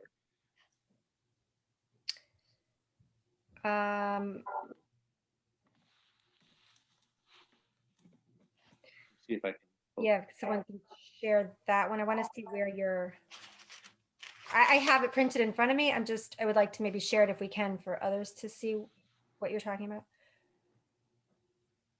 Screen share also. It's Roman numeral 5, I think. Oh, bonding of personnel. Okay. Yeah. It says may, then down below it said may include it. It doesn't say will. I don't know if that's just because that's a legal term, but to me it means may, you have the option. Will means you are. I mean, like I said, anybody with contact of money and stuff, that's the purpose of bonding, and I guess we would do it. I was just, I don't know. My stepfather was an attorney, so he used to question all these silly words, so it got stuck in my head. Fine. I'm thinking it's that way because it allows for flexibility, but it's permissive. Right, that it's allowed to do, but we could choose not to. So if we want to take the liability on, I guess we would have that right to. I don't know why we would want to. Right, yeah, that's my guess. I mean, when we come back for the second read, if we just want to clarify that, but that would be my guess as to why. Thank you. And actually, if you can pull that policy back up, because I also have a comment to go back to the policy committee. So the amendment that was made to this was, and I don't have the previous one in front of me, I just have the new one, which is what we're looking at. So on the first page under, if we can scroll down a little more or up, so we can see this 1, 2, Roman numerals 1, 2, and 3 in the screen. Okay, perfect. So we had originally listed in her policy under election of officers, the board shall elect a president, vice president, but it also listed, Scott, do you remember what the original title was for officer? Putnam, I think it was Putnam County Legislative Officer or something. Yeah, you're muted. Was it liaison? No, it was officer specifically, and it was in this section, and there is no such officer exists. Right. So we needed to remove that, and it is now going to be part of. So wait, stay in that section for a second because I need to clarify. So it's an appointment. It's not an election. Yep, it's we choose to do that. Now, the reason, just to further clarify, the reason that in the policy, so when we get together for reorg, we also select who's going to be on what committee and serve for the year in the liaison position and the committee, different committee positions. But it's not listed as part of the policy because it would, if we put it here, we'd be forced to decide it all that night and couldn't move forward with other things unless we did. And those aren't required by law specifically. So like, for example, this past summer, we actually continued the discussion for committee assignments into August, and we finalized it in August. So that's the only reason it's not here. We do need to assign people to them, but it's not in the policy itself because it doesn't make it mandatory for that meeting, because this is the reorg meeting, like mandatory stuff that has to happen. So we still do the assignments, but we did have to remove that from that officer location. So now it is a legislative liaison position that we assign for the year for someone to help in that communication. So it's more of a may now instead of a will. Yes. Okay. Okay, and so the other thing, this actually now, if I can ask for the policy committee to discuss this. So as we recall, we were in a unique situation this past summer as well in terms of giving oaths. And between Carrie and I, we juggled back and forth because Carrie she's a notary as well. And so she was able to administer some, because our new district clerk at that time, who gets appointed as a district clerk in number 3, wasn't yet sworn in into our district, and Susan was gone. So we had a very unique situation where we had to juggle who swears in who. And I feel that the language here in 1, 2, and 3 still needs to be corrected. So when this goes back to the policy committee, here are my questions or thoughts or suggestions. For number 1, administration of oath, it says the district clerk, it says or superintendent of schools, but the superintendent of schools, to my knowledge, is not an officer of the district. So what authority does a superintendent have to administer an oath is a question, number 1. Number 2, I think if anything, it should say district clerk or past officer or a notary, someone who is a notary, some type of language like that. And that would be for number 1. For number 2, it just simply says the oath of office shall be administered, but there it doesn't clarify by whom. So again, I would suggest a past president or vice president, or our office holders who, if they're present, can administer an oath. If they're not present and you're in that situation, then maybe indicate district clerk or again, past officer or notary. I think past officer though, or it would be a current officer? No, because until a new president is sworn in, the past president technically still holds the office. Right. So I wouldn't refer, that's why I wouldn't refer to it as a past president. They're the current president. Outgoing, maybe? Well, whatever the language would be that you guys could figure out in policy, but just something to clarify. Correct. So thank you, Carrie. Yeah. Because technically, yes, still current. But couldn't you also for 2 and 3, instead of being specific, just refer to paragraph 1? You only have to fix it once? Well, whatever. I don't see the harm in saying it because it might be different in each instance. Yeah, then every time we change it, we got to change it in 3 places instead of 1. But it shouldn't have to be changed once this is put in this way, because we didn't have the language before. And I actually had to check with legal last summer because I was like, what do we do? Because we didn't have the language. So I think if we have it, it covers anyone. It says or. So it could be any of those people can actually swear in that particular person. And there's nothing needs to be changed again about it. Right? And then number 3, shall appoint.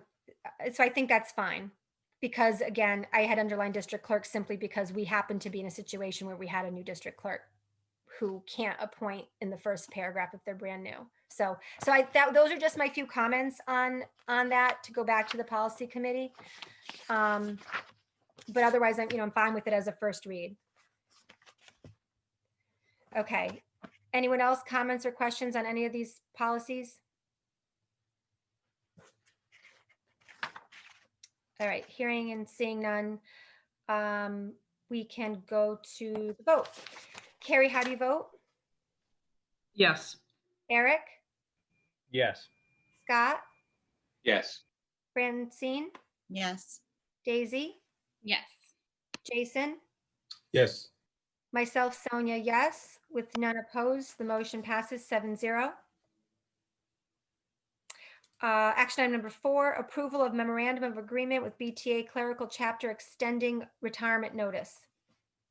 Yes, sure. So these, actually, this action item, along with the next action item, mirror the MOA that was presented to the board at the December 12th meeting that extends the retirement notification deadline. No, the December 12th meeting was specific to the SEIU. This evening, we're extending the same to our clerical unit and our BTA. So any individual within either of these units communicating their intent to retire prior to March 1st would receive their contractual benefit of unpaid sick time. And of course, it's subject to your approval this evening. Okay, thank you. Can I have a motion, please? It's Jason, I'll make the motion. Thank you. In a second. It's Carrie, I'll second. Thank you. Questions or comments from the board?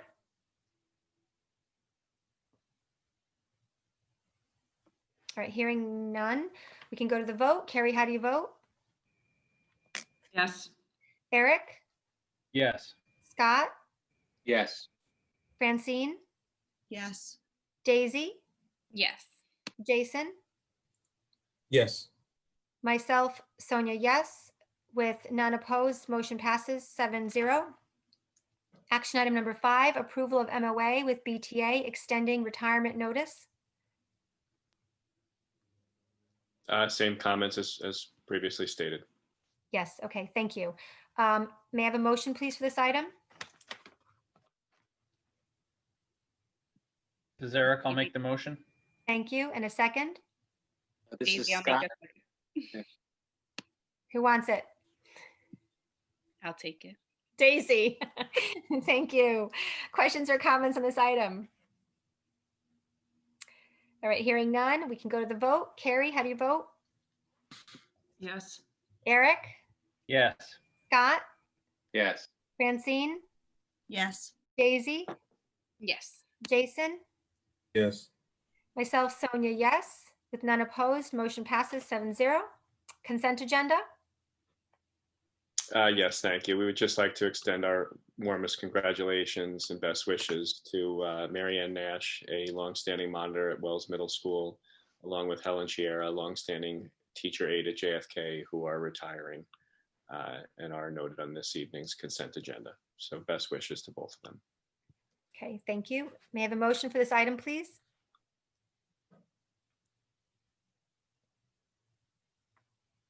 I guess I'll make the motion. Scott, thank you. In a second. It's Francine. I'll make the second. Thank you. Questions or comments? Hearing and seeing none, we can go to the vote. Carrie, how do you vote? Yes. Eric? Yes. Scott? Yes. Francine? Yes. Daisy? Yes. Jason? Yes. Myself, Sonia, yes. With none opposed, motion passes 7-0. Okay, public remarks. This is in terms that it'll be of emails that came in to us. So Carrie, what came in the past since the last meeting?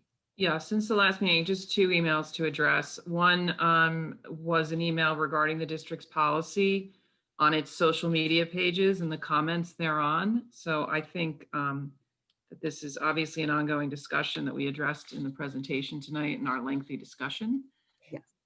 So I doubt there is anything to add, but I'll just confirm that with Dr. Bandlow. No, you nailed it. Thank you. That was Okay, and then the second email also was addressed in the COVID presentation, but in this email, there was appreciation for the district for all the efforts that the district has made with respect to COVID-19. And they just had a few questions about the random testing that's going on. One was the fact that consent is not required and the kids whose parents do not consent can remain in school. And the question was, is that going to lead to the same kids being tested over and over again?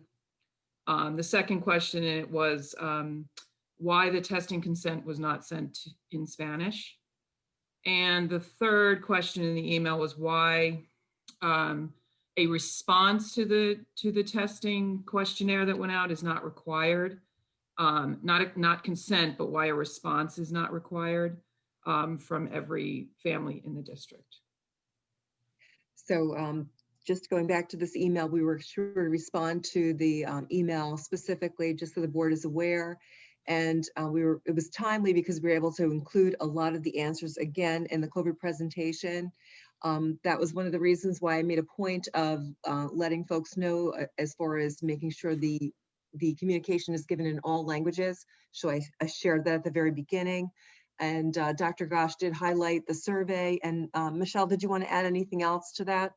Yes, anything that's sent out in Parent Square goes out in the language that the parent has indicated is their language of preference.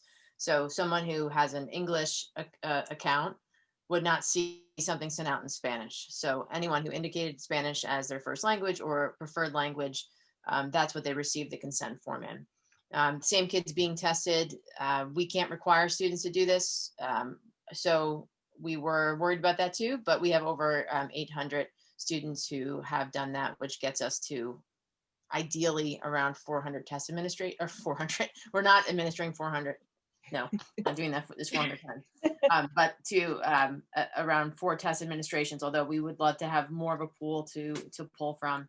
And a response is required. There are reminders that go out daily for the consent form to come back. And just to pinpoint what Dr. Gosh said, I filled out the consent in Spanish. So that I did receive it in Spanish because that is the language that I have on Parent Square. Thank you. I was trying to take notes at the same time. We hit all the questions. Yep. Yes. Okay. We did. And we got all the emails. So next up, board remarks, committee updates.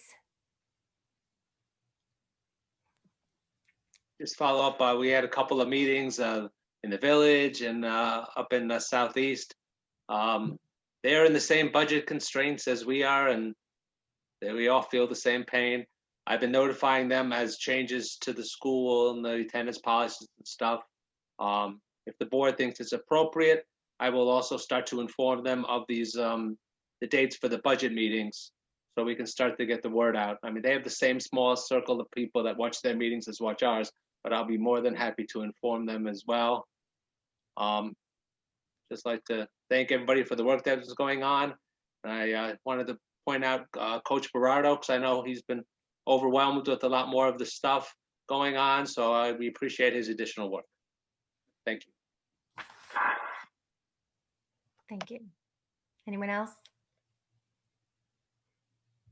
I just want to, for the record, say thank you to our attorneys that were on with us today.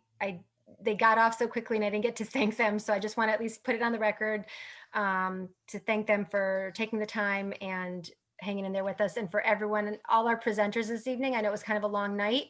So just all our administrators and our guests and everyone, thank you so much.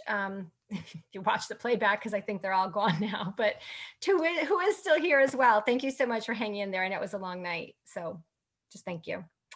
And our next meeting is on the 26th. We have for our public board meeting, and we have our work session next Tuesday, correct? On equity. And that's it for now. You can always email us at us, the board, and the superintendent at boe@brewsterschools.org. We do not have executive session, correct? Correct. So we actually just need a motion to adjourn. Anyone? I'll make that motion. Scott, and second? I'll second it. Francine, thank you. And all those in favor, Carrie? Or how would you like to? Sorry, yes, I'm in favor. Eric? Yes. Scott? God, yes. Yeah, Francine? Yes. Saying yes for you. Daisy? Yes. Jason? Yes. Myself, Sonia, yes. None opposed to staying here longer, so we are adjourned 7-0. Thank you, everyone. Have a great night.